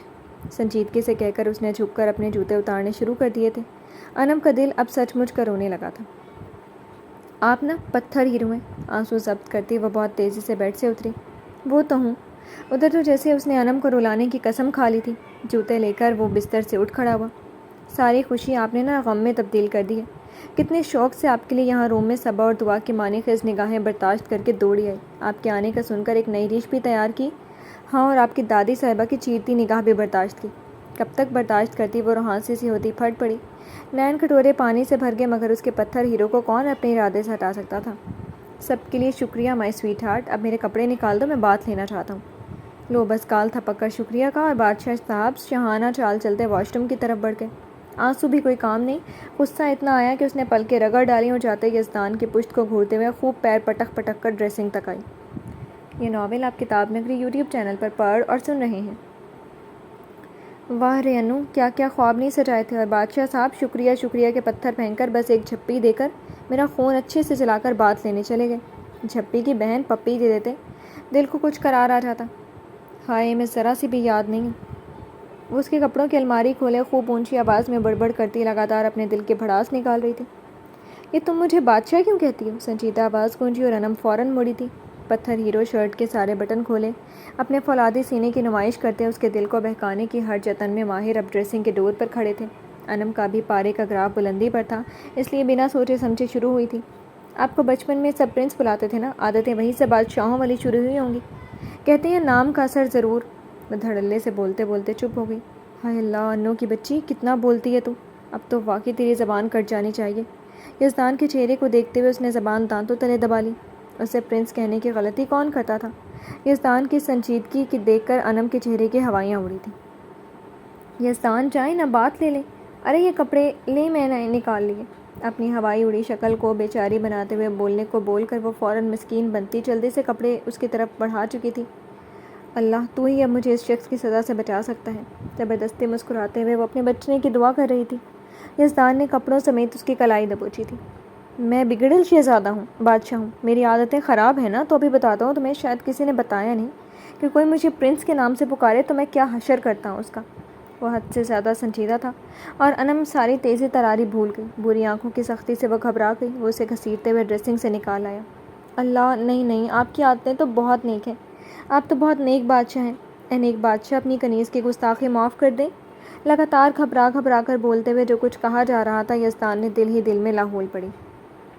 اسی طرح اسے دبوچے وہ واش روم تک چلا آیا۔ واش روم کے اندر بھرا ہوا باتھ ٹب دیکھ کر انم کو اپنی شادی کی پہلی رات یاد آ گئی کہ کیسے اس نے بھرے ٹب میں اسے ڈبو ڈبو کر مارنے کی کوشش کی تھی۔ وہ ڈر کے مارے لرز گئی، یعنی ایک زبان کی پھسلن کی اتنی بڑی سزا۔ پلیز یزدان، مجھے مت مارے، مجھے پانی سے خوف آتا ہے۔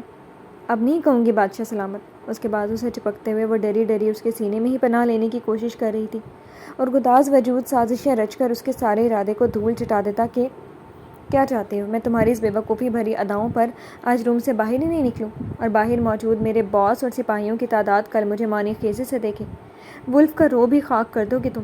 اس نے ایک دم سے انم کی کمر میں ہاتھ ڈال کر دوسرے ہاتھ سے اس کا جبڑا جکڑ کر چہرہ اونچا کر دیا۔ ڈر کے مارے اسے کچھ بھی سمجھ میں نہیں آیا۔ نہیں نہیں، آپ مجھے بس روم سے جانے دیں۔ کان پکڑتی ہوں جو پھر سے بادشاہ صاحب کہا آپ کو۔ صرف کہا ہی نہیں تھا، اپنے دونوں کان پکڑ بھی لیے۔ یزدان نے اس کی کمر پر سے اپنے ہاتھ ہٹائے اور 2 قدم پیچھے کو ہو کر کہا، مجھے اعتراض نہیں ہے۔ اتنا بول کر وہ مڑ کر واش روم کے شفاف آئینے میں اپنا جائزہ لینے لگا۔ اعتراض کس بات پر نہیں ہے، یہ تو بتایا ہی نہیں۔ انم نے اپنے ہاتھ میں پکڑے کپڑے دیکھے۔ یہ کپڑے پکڑے میں جا رہی ہوں، شیشے میں اپنی گردن کا جائزہ لیتے دیکھ کر جل کر بولی۔ یہاں لا کر بس بھرا ٹب دکھا کر ڈرانے کا مقصد تھا بادشاہ صاحب کا، اس نے بس دانت پیس لیے۔ میں نے کہا جانے کو، وہ اپنی شرٹ اتارنے لگا۔ تو کیا بات بھی دوں آپ کو؟ جل تپ کر منہ سے فوراً نکلا پر بول کر چٹپٹا بھی گئی۔ یزدان نے جیسے ہی رخ موڑا وہ نگاہیں چرا کر ادھر ادھر دیکھنے لگی۔ بات بھی دے دو تو حرج ہی کیا؟ شرٹ اتار کر ایک طرف اچھالتے ہوئے وہ سنجیدہ ہی تھا اور انم کی آنکھیں پوری کھل گئیں۔ دیکھیں یزدان، میں ابھی اتنی بھی بے شرم نہیں ہوئی ہوں۔ اپنے قریب آتے یزدان کو گھبرا کر دیکھتے ہوئے وہ پیچھے کی جانب کھسک رہی تھی۔ آئی تھنک شرم فضول ہی اب ہمارے درمیان، بٹ ابھی میں کسی اور کام سے لایا تھا۔ وہ اسی شوخی سنجیدگی میں ڈوبا قدم قدم اس کی طرف بڑھ رہا تھا۔ یہ ناول آپ کتاب نگری یوٹیوب چینل پر پڑھ اور سن رہے ہیں۔ کون سا کام ہے؟ دور سے ہی کہیں۔ پل پل پیچھے کھسکتی وہ انجام سے بے خبر تھی۔ یزدان اس کے پیچھے بھرے ہوئے باتھ ٹب کو دیکھتے ہوئے مسکرایا، آنکھیں چمک گئیں۔ میری بیگ پر دیکھو، چوٹ کہاں ہے؟ تم اپنے ہاتھ سے مجھے بتاؤ، وہاں مساج دو پھر بات لوں گا۔ بہت آہستہ آہستہ بڑھتے ہوئے وہ مسکراہٹ بھی دبا رہا تھا۔ ادھر سے نہیں دکھ رہا، پہلے روم میں چلو پھر دیکھتی ہوں۔ اس کی آنکھوں کی چمک سے وہ مشکوک ہوئی تھی۔ اسی طرح الٹے قدموں سے پیچھے کھسکتی ہوئی جلدی سے بولی، یہاں مجھے آسانی رہے گی۔ اس بار اس نے لمبا قدم بڑھایا۔ نہیں، روم میں چلیں اور ہائے اللہ! آخر کار اس سے بچنے کے چکر میں وہ باتھ ٹب میں الٹ ہی جاتی کہ یزدان نے آگے بڑھ کر اس کی کلائی تھام لی اور ابھی بادشاہ صاحب نے بڑے سکون سے آرام سے اسے باتھ ٹب میں گرا دیا، اس طرح احتیاط سے کہ اسے چوٹ نہ لگے۔ اللہ! یہ کیا کیا آپ نے؟ جب گرانا تھا نا تو بچایا کیوں؟ پانی میں گرتے ہی وہ سر سے پاؤں تک بھیگ کر مشکل سے کھڑی ہوئی ابرو ہانسی سے اسے شکایت کر رہی تھی۔ وہ اس لیے کہ تم اس طرح اچانک ٹب میں گرتی تو تمہیں چوٹ لگ جاتی، اور میں نے اس طرح تمہیں گرایا تاکہ تمہیں چوٹ نہ لگے۔ بولتے ہوئے وہ باتھ ٹب کے اندر آ کر ایک طرف اس کے سائڈ والے کنارے پر بیٹھ بھی گیا۔ واہ! کیا طریقہ تھا بچانے کا! وہ اش کر اٹھی۔ کتنے اچھے طریقے سے آپ بچاتے ہیں نا، یعنی کان چاہے ادھر سے پکڑوں یا ادھر سے پکڑیں تو کان ہی جائے، پکڑا تو کان ہی جائے گا۔ ناراضگی سے بولتے ہوئے اس نے گیلے بال پرے جھٹکے۔ بھیگا سرابا تمام توانائیوں کو اجاگر کرتا یزدان کے جذبات میں تلاطم برپا کرنے لگا تھا۔ بھیگے کمل سا چہرہ آگ سے لگا رہا تھا۔ گڈ، بولتی اچھا ہو تم، پر یہ تمہارے پرنس کہنے کی سزا تھی۔ میں تو تمہیں روم میں یہ کہنے آیا تھا، پر تم نے خود اپنے لیے سزا منتخب کر لی۔ اب آؤ میری چوٹ پر مساج دو۔ نگاہوں کی گستاخیوں کو قابو میں کرتا وہ اس کی طرف سے رخ موڑ کر بیٹھ گیا۔ جیسے ہی وہ مڑا، انم نے بھیگے دوپٹے کو تیزی سے اتار کر نچوڑا تھا اور فوراً شانے پر پھیلا لیا۔ تمہارا کام ہو گیا تو مجھے دیکھنے کی زحمت کرو۔ کبھی کبھی نہ اسے لگتا تھا یزدان کو اللہ تعالیٰ نے 4 آنکھیں دی ہیں، ہر طرف دیکھ لیتا تھا۔ وہ منہ بنا کر قریب آتی، خوب آنکھیں پھاڑ پھاڑ کر دیکھنے پر بھی اسے کہیں چوٹ نظر نہیں آئی۔ کہاں ہے چوٹ؟ کچھ نظر نہیں آ رہی۔ واش روم کی تیز روشنی میں اس کے مضبوط جسم جیسے اپنے تمام تر فولادی طاقت کو ابھارتا چمک رہا تھا۔ انم چوڑے شانوں پر ہاتھ رکھ کر چوٹ تلاش کرتی جھنجھلائی۔ اندر نسوں میں لگی ہے، تم بس یہ ٹیوب لگاؤ۔ شانے کے پاس ذرا سا نیچے والے حصے میں وہ نسوں میں تناؤ سا محسوس کر رہا تھا، اس لیے انم کو ادھر لایا تھا، پر اسے ستا کر یزدان دل ہی دل میں مسکرایا۔ ضروری تھا یہیں لے آتے، روم میں بھی کر سکتی تھی میں، پورا بھگو ڈالا آپ نے مجھے۔ وہ چڑھ کر اس کے ہاتھ سے ٹیوب لے کر اس کے پاس ہی بیٹھی تھی۔ یزدان نے ایک دم سے اس کے ایک ہاتھ پیچھے لے جا کر اس کے بالوں کو پیار والی سختی سے مٹھی میں جکڑا اور اس کا چہرہ پیچھے کی جانب جھکایا تھا۔ یزدان تمہارے ہر روپ سے اپنے دل میں ایک قہر برپا کر لینا چاہتا ہے، تاکہ پھر جب وہ رات میں تم پر نچھاور ہو تمہیں ایک لفظ بھی کہنے کی مہلت نہ دے۔ وہ ہلکے سے مسکرایا اور آہستہ آہستہ جھکتے ہوئے انم کے چہرے کے 1 انچ کے فاصلے پر رک گیا۔ انم کی سانسیں اتنی دیر میں تیز ہو چکی تھی، چہرہ شرم کی لالی سے اناری ہو گیا تھا۔ اپنی سانسوں کو سمجھا لو جانم، ان سانسوں کو اب میری سانسوں میں اتر جانا ہے۔ یہ جو جذبات کے طوفان کی ڈور تھام کر بیٹھا ہوں نا، اسے بے لگام کر دینا ہے مجھے۔ اس کے ناک پر اپنے ہونٹ رکھ کر وہ انم کی دھڑکنوں کو بند کرنے کی صلاحیت رکھتا تھا۔ وہ ساحر تھا، جب اپنے سحر میں جکڑتا تھا تو وہ اپنی ہستی تک بھول جاتی تھی۔ اس کے دہکتے لب بھیگے ہونٹ سے لے کر ٹھوڑی پھر گردن کے پیچ و خم میں کھوتے ساری نمی جذب کر رہے تھے۔ انم کی دھڑکنوں کی دھڑکن یزدان کے لبوں پر سمٹ آئی۔ اس طرح حواس مت کھوئیں میرے حضور، ابھی بہت کچھ سہنا ہے آپ کو، ابھی تو مجھے پریشان کرنے کا انتقام لیا جائے گا۔ لبوں کے گوشے پر مسکراہٹ دباتے ہوئے اس نے انم کو آہستہ سے سیدھا کر دیا۔ انم کی پلکیں لرز رہی تھیں اور ہاتھوں میں لرزش، دل عجب ہی لے میں دھڑک رہا تھا۔ اسے سمجھ میں نہیں آ رہا تھا کہ وہ کیا کرے کہ اپنے حواس جمع کر لیں۔ قریب بیٹھا یہ شخص اپنے ہر انداز سے ایک دن ضرور اس کی جان نکالے گا۔ مائی لو، مجھے پپا اور سب کے ساتھ میٹنگ کرنی ہے، کیا کرنے دو گی؟ بہت مشکل تھا ایسے ہوش ربا روپ سے نگاہ موڑنا۔ اس نے انم کے گالوں پر لب رکھتے ہوئے بوجھل سی آواز میں کہا، میں نے روکا ہے؟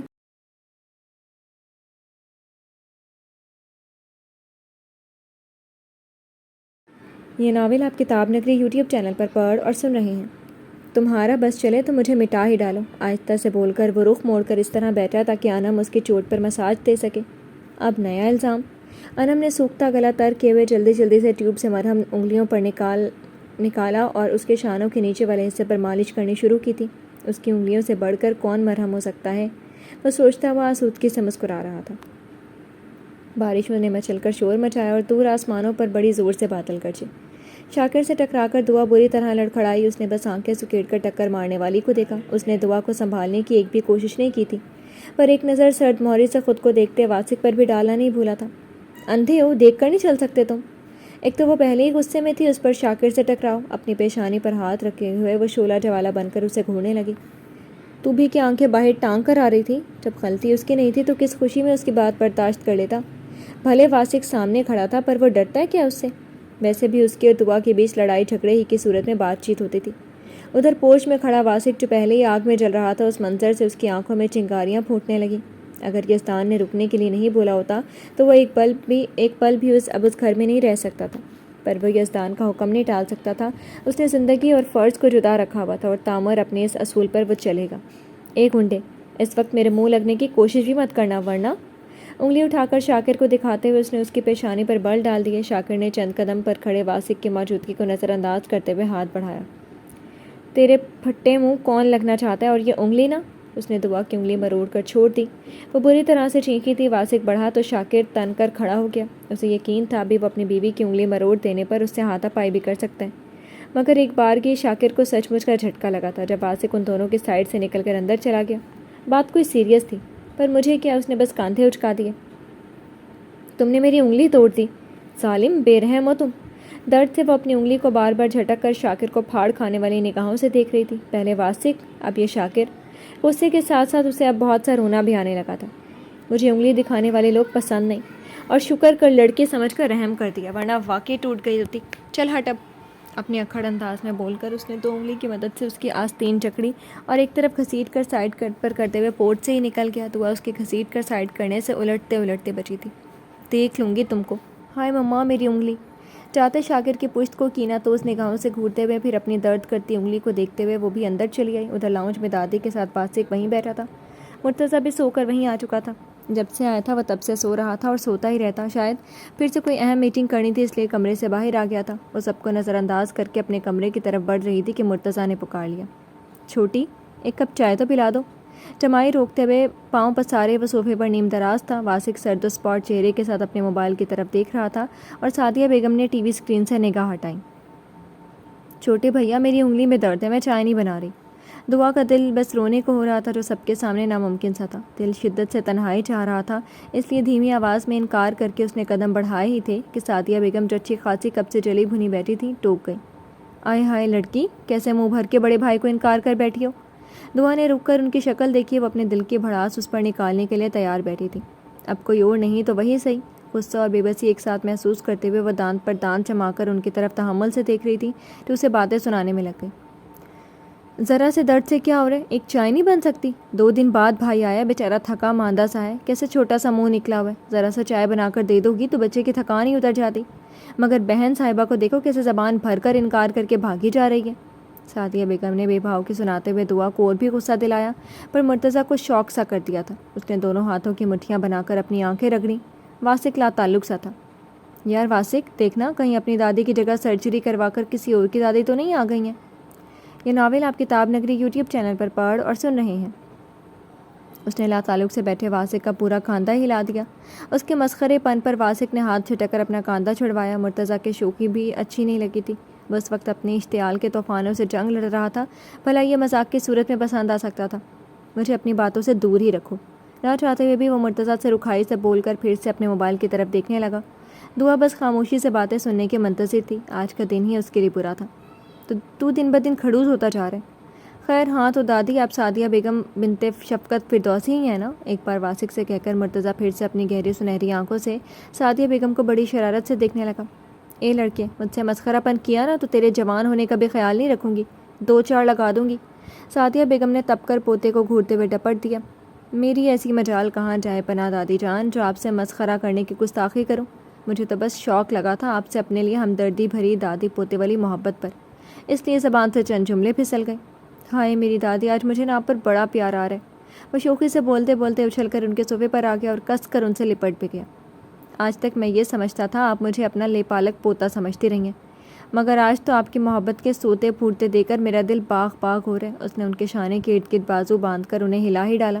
آئے ہائے لڑکے، میری بوڑھی ہڈیاں توڑ ڈالو گے کیا؟ سعدیہ بیگم اسی طرح اس کے ہلا ڈالنے پر ہلکے سے چیخی تھی۔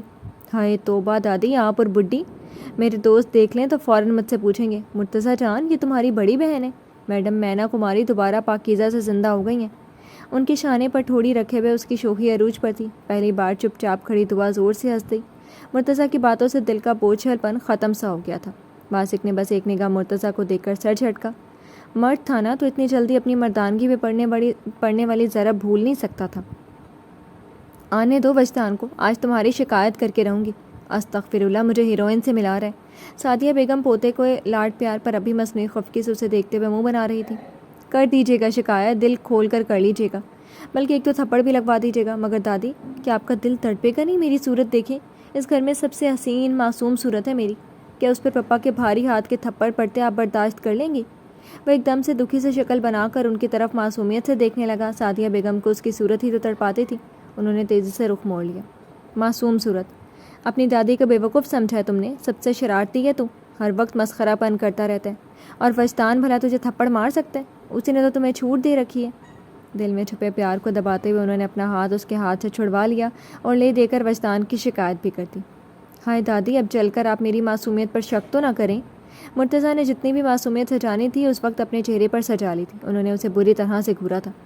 چھوٹے بھیا، ہماری دادی آپ کی جھوٹی ایموشنلی بلیک میلنگ میں نہیں آنے والی۔ دعا جو کب سے ہنس رہی تھی وہ شرارت سے سعدیہ بیگم کو دیکھتے ہوئے اپنی ہنسی بھی دبا رہی تھی۔ انہوں نے اب پوتی کو گھورا۔ بس باتیں مت بناؤ، جاؤ تمہیں چائے ناشتے کی فکر کر لو، ورنہ گھر کی باقی عورتیں تو کمرہ بند کر کے گم ہوئی ہیں۔ ملازمہ کے بھی اپنے ٹھاٹ ہیں، مجال ہے جو ٹائم پر آ جائیں، جب دل کہے گا آ کر کام کریں گی۔ سعدیہ بیگم نے پھر سے بات وہی لا کر چلے دل سے کہا۔ دعا اور مرتضیٰ نے ایک دوسرے کی شکل دیکھی۔ دادی کا اصل غم تو یہی تھا کہ بیٹا اور لاڈلا پوتا بس ان کے بجائے دادی کی بہوؤں کے پاس ہیں۔ مرتضیٰ نے دعا کو آنکھ ماری اور پھر سے شروع ہوا۔ کہیں تو آپ کو گود میں اٹھا کر بھیا کے روم تک لے چلوں، اور آپ بھیا سے ان کے روم میں جا کر شکایت کریں کہ گھر کی عورتیں کام کاج چھوڑ کر کمرہ بند کر کے بیٹھی ہیں، اور یہ دعا بھی چائے ناشتے کی فکر میں نہیں ہے۔ دو کڑیل جوان چائے کو تڑپ رہے ہیں اور ان کی جوان دادی کے دل سے دھواں نکل رہا ہے۔ بن کر بولتے مرتضیٰ کو گھورتے ہوئے سعدیہ بیگم دل ہی دل میں کانوں کو ہاتھ لگا رہی تھی۔ کیسی زبان فرفر چلتی تھی اس کی۔ واسق نے ذرا کی ذرا نگاہ اٹھا کر مرتضیٰ کی چلتی زبان دیکھی اور پھر سے سر جھٹک کر لاتعلق بن گیا۔ دعا البتہ سب بھلائے اب ہنس رہی تھی۔ یہ ناول آپ کتاب نگری یوٹیوب چینل پر پڑھ اور سن رہے ہیں۔ پاگل ہوں کیا میں جو یزدان سے بولنے جاؤں؟ ویسے بھی میرا بچہ کتنا تھکا ماندہ آیا، آ کر سب سے پہلے میرا حال احوال پوچھ کر ہی گیا۔ آرام کرنے دو اسے۔ دادی کی بھی مجال نہیں تھی خالصانہ ساس والے جوہر مصطفیٰ کو دکھا کر گھر کی عورتوں کی برائی کر سکے۔ مرتضیٰ بمشکل اپنا کہکہا دبا رہا تھا۔ تم کھڑی کھڑی کے اب تک پاتے سے ان کا دانت نکال رہی ہو؟ اتنی دیر میں چائے بنا بھی لاتی تم، کھڑی کھیکھی کر رہی ہو تو انگلی درد نہیں کر رہی ہے؟ انہوں نے پھر سے دعا کی خبر لی۔ اس کی ہنسی فوراً رک گئی تھی۔ دادی، درد سے ہنسی کا کیا تعلق؟ میری انگلی اب بھی درد کر رہی ہے۔ اسے پھر سے انگلی کا درد کیا یاد آیا۔ نگاہ واسق پر گئی تھی۔ اس نے ایک چلتی ہوئی نگاہ اس پر ڈالی۔ دونوں کی آنکھوں میں ایک دوسرے کے لیے سرد کاٹ تھی۔ واسق نے منہ موڑا، وہ بھی چہرہ پھیر گئی۔ بس باتیں ہی سن لو، اللہ نے ان تینوں لڑکیوں کو کیسے بھر بھر کر زبان ادا کی ہے، ہر وقت چلتی رہتی ہے۔ ادھر سعدیہ بیگم اسے ٹیون میں تھی۔ کیسے چلتی ہے دادی، پیروں سے یا سواری سے؟ مرتضیٰ بولتے بولتے زبردستی ان کی گود میں سر رکھ کر لیٹ گیا۔ فی الحال چائے کا غم چھوڑیں دادی، پوتے کے غم سنیں۔ صرف زبردستی سر نہیں رکھا تھا، ان کا ہاتھ بھی اپنے سر پر رکھ دیا۔ وہ ابھی اس کا سر چھٹک کر کچھ سناتی کہ صبا کو آتے دیکھ کر ان کا دھیان اس کی طرف چلا گیا۔ دادی جان، کیوں چائے کا غم چھوڑیں، گرما گرم چائے حاضر ہے، وہ بھی پکوڑوں کے ساتھ۔ مرتضیٰ کی بات سن کر لبوں پر مسکراہٹ سجائے وہ ان لوگوں کے قریب چلی آئی۔ آخرکار صبا بھری ٹرے کے ساتھ حاضر ہو گئی۔ دعا نے شکر کا سانس لیا۔ مرتضیٰ نے فریش سے صبا کو دیکھا۔ اللہ ہی رحم کرے اب تو ہمارے معدے پر۔ ساتھ ہی اپنا بولنا فرض سمجھ کر صبا کو تپایا۔ تو تم مت کھانا، معدے پر کیا زبان پر بھی رحم ہو جائے گا۔ صبا نے جل کر ناک سکیڑی ٹرے ٹیبل پر رکھ کر ایک طرف بیٹھ کی، ساتھ ہی دعا کو بھی اپنے ساتھ بٹھا لیا۔ چلو بہوؤں کو تمہیں ہی خیال آ گیا، اپنی بہو سے اچھی تو غیر لڑکی ہے۔ سعدیہ بیگم ناک چڑھا کر صبا کو دیکھتے ہوئے طنزیہ بولی۔ تو صرف ان تینوں کے ہی نہیں، لا تعلق سے واسق کے دل میں بھی یہی خیال آیا کہ ان سے کہہ دے، یہ جو مرچی سے زبان کی لڑکی ہے نا، اس کا شمار بھی آپ کی بہو میں ہی ہے، تب دیکھیں وہ کیا ریئیکٹ کرتی ہیں۔ پر اسے کیا، اس نے کاندھے چٹک دیے۔ مجھے آپ سے بہت پیار ہے نا دادی جان۔ صبا ان کے لیے چائے بناتے ہوئے میٹھی نگاہوں سے انہیں دیکھتی بولی۔ دعا کا دل کیا ایک چپت اسے ضرور لگا دے، جو مرتضیٰ کی طرح دادی سے لگی رہتی تھی۔ جتنا وہ طنزیہ بولتی وہ اتنا ہی میٹھا میٹھا بول کر انہیں اور اکساتی تھی۔ ان 2 دنوں میں دادی اور صبا کی زبانی نوک جھونک سے اس کا اور انم کا ہنسی دباتے دباتے برا حال ہو گیا تھا۔ رہنے دو بیٹا، ایسا پیار جتانے کو، تمہارے پیار سے تو اللہ ہی بچائے، انہوں نے جس طرح جل کر کہا۔ صبا نے بے ساختہ کہا لگایا، دعا بھی ہنستی۔ سچ دادی، ان کے پیار سے تو اللہ بچائے، بندے کو زیر کر دیتی ہیں۔ مرتضیٰ نے مانی خیزی سے اسے دیکھا اور صبا نے ہنسنا چھوڑ کر بری طرح اسے گھورا تھا۔ دعا کھانسی اور سعدیہ بیگم نے جل کر مرتضیٰ کا سر جھٹکا۔ پرے ہٹو تم، لمبے بانس ہو گئے ہو، اور ابھی تک جب دیکھو اماں کی گود میں لیٹے رہتے ہو، اور اب میری گود میں پڑ گئے ہو۔ وہ گود میں لیٹے مرتضیٰ کا سر اپنی گود سے دھکیل گئی۔ وہ نیچے الٹتے الٹتے بچا۔ قسم سے دادی، آپ میں لیلا علی جیسی طاقت ہے، وہ تب کر بولا دعا۔ صبا کی ہنسی چھوٹی۔ اس بار واسق نے مرتضیٰ کی طرف دیکھا تو اس نے فوراً آنکھ دبائی۔ مجھے بیوقوف نہ سمجھنا، خوب جانتی ہوں یہ لیلا علی کون ہے۔ آج تو تمہاری شکایت تمہارے باپ سے ضرور کروں گی۔ استغفر اللہ، دادی کو باکسر سے ملا رہے۔ وہ اب سچ مچ کا غصہ ہو گئی۔ ان تینوں نے اپنی ہنسی دبائی۔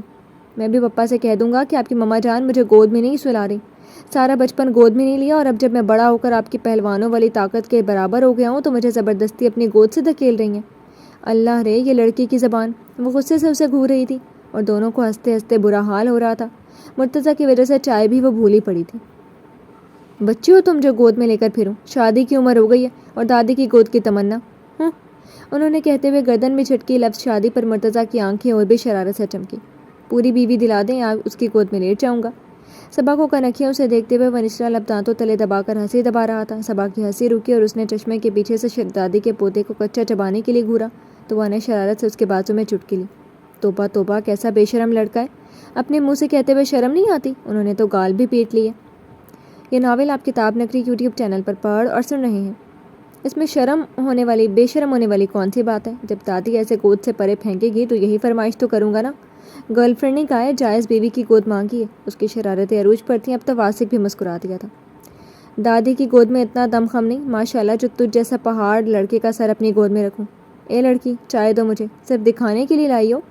انہوں نے منہ بنا کر سر جھٹکا اور صبا کو دیکھ کر نخوت سے آرڈر دیا۔ وہ بڑی بزرگ نہیں ہوتی تو یہی چائے ان کے سر پر انڈیل دیتی، مگر اپنی دادی ساتھ سمجھ کر چپ چاپ کپ میں انڈیلنے لگی۔ ابھی بھیا ہوتے میری جگہ تو کیسے دم خم پیدا ہو جاتا، مصنوعی دکھ سے کہتے ہوئے مرتضیٰ ان کے پاس سے اٹھ کر واسق والے صوفے پر بیٹھ گیا۔ کاش کہ وہ ایسے گود میں سر رکھ کر لیٹتا، اسے تو وقت اور حالات نے پتھر کر دیا۔ ایسے دلار وہ کہاں دکھاتا ہے۔ سعدیہ بیگم کو مرتضیٰ کی باتوں نے بہت کچھ یاد دلا دیا۔ مدت گزر گئی مگر اب تک پرنس اس کے وجود میں واپس نہیں آیا۔ وہ سب سے دور ہو گیا، اور ایسا دور ہوا کہ بیچ کے فاصلے میں مدتوں بعد بھی کمی نہیں آئی تھی۔ ایک لمحے کے لیے وہ سب بھی خاموش ہو گئے تھے۔ چائے لیں دادی جان؟ صبا نے ان کی اداس شکل دیکھ کر فوری کپ بڑھا دی۔ انہوں نے سرد آ بھر کر کپ تھام لیا۔ دکھی نہ رہے میری پیاری دادی، آج بھیا کو بول دوں گا کہ وہ آپ کی گود میں سر رکھ کر ساری رات آرام کر لیں۔ مرتضیٰ نے ان کی اداسی دور کرنے کے لیے جیسے ہی بولا انہوں نے اسے گھورا۔ تم تو رہنے ہی دو، میرا بچہ 2 دن بعد آیا، آرام سے اپنے کمرے میں رہے، میں کیوں اسے پریشان کروں؟ اب تو اپنے یزدان کے بچوں کو گود میں لے کر ساری حسرتوں کو پوری کروں گی۔ اسے ڈپٹ کر انہوں نے چائے کا گھونٹ لیتے ہوئے بڑی مسرت سے کہا۔ ان کی آنکھیں چمک گئی تھیں، چہرہ کھل گیا۔ ہائے دادی، سچ مجھے بھی بڑی حسرت ہے، بھیا کے بچوں کو گود میں لے کر ہر وقت پیار کرتی رہوں۔ ہائے کتنے پیارے پیارے بچے ہوں گے۔ دعا کی تو پہلی خواہش یہی تھی۔ دادی کی بات پر وہ جھوم ہی اٹھی۔ تصور میں ہی پھپھو بننے کا سوچ کر پرمسرت سی ہوئی۔ صبا نے ہنس کر اس کے سر پر چپت لگائی تو ہی وہ خیالوں سے باہر آئی تھی۔ دادی بھی مسکرائیں۔ مرتضیٰ نے مسکرا کر واسق کی طرف دیکھا۔ جیجا جی، آپ کیوں اتنے چپ ہیں؟ لیں یہ پکوڑے نوش فرمائیں، پر شکل سے تو صبا کی پکوڑا ناک کی طرح لگ رہا ہے، اس لیے کھا ہی لیتا ہوں۔ چپ چاپ لا تعلق واسق سے کہہ کر اس نے پلیٹ میں رکھا پکوڑا خوب دیکھ پرکھ کر تبصرہ کرتے ہوئے اپنے منہ میں رکھ لیا۔ اپنی ناک کا سائز دیکھا تم نے؟ صبا چٹک ہی گئی۔ اتنی محنت سے ہاتھ جلا جلا کر پکوڑے بنائے اور یہ مرتضیٰ کا بچہ اسے اس کی پیاری ناک سے ملا رہے۔ اچھی بھلی ستواں ناک ہے اس کی۔ اس دونوں کی لڑائی سے واسق جواب دینے سے بچ گیا تھا۔ اس نے خاموشی سے اپنے چائے کا کپ اٹھا لیا جو صبا نے دیا تھا۔ چائے پیتے ہوئے اس کی نگاہ دروازے سے اندر آتے ہی شاکر پر پڑی۔ وہ لاؤنج میں بیٹھے افراد کو نظر انداز کرتا بڑی اجلت سے سیڑھیوں کی طرف بڑھ رہا تھا۔ میری ناک میری دادی سے ملتی ہے، سوچ لو دادی کی ناک میں گستاخی کرنے سے پہلے۔ آرام سے کھاتے ہوئے اس نے پھر سے دادی کو چھیڑا۔ ارے یزدان! دادی کچھ کہنا چاہتی تھی مگر بہت تیزی سے اوپر جاتے شاکر کے پشت کو دیکھتے ہوئے پکار بیٹھی۔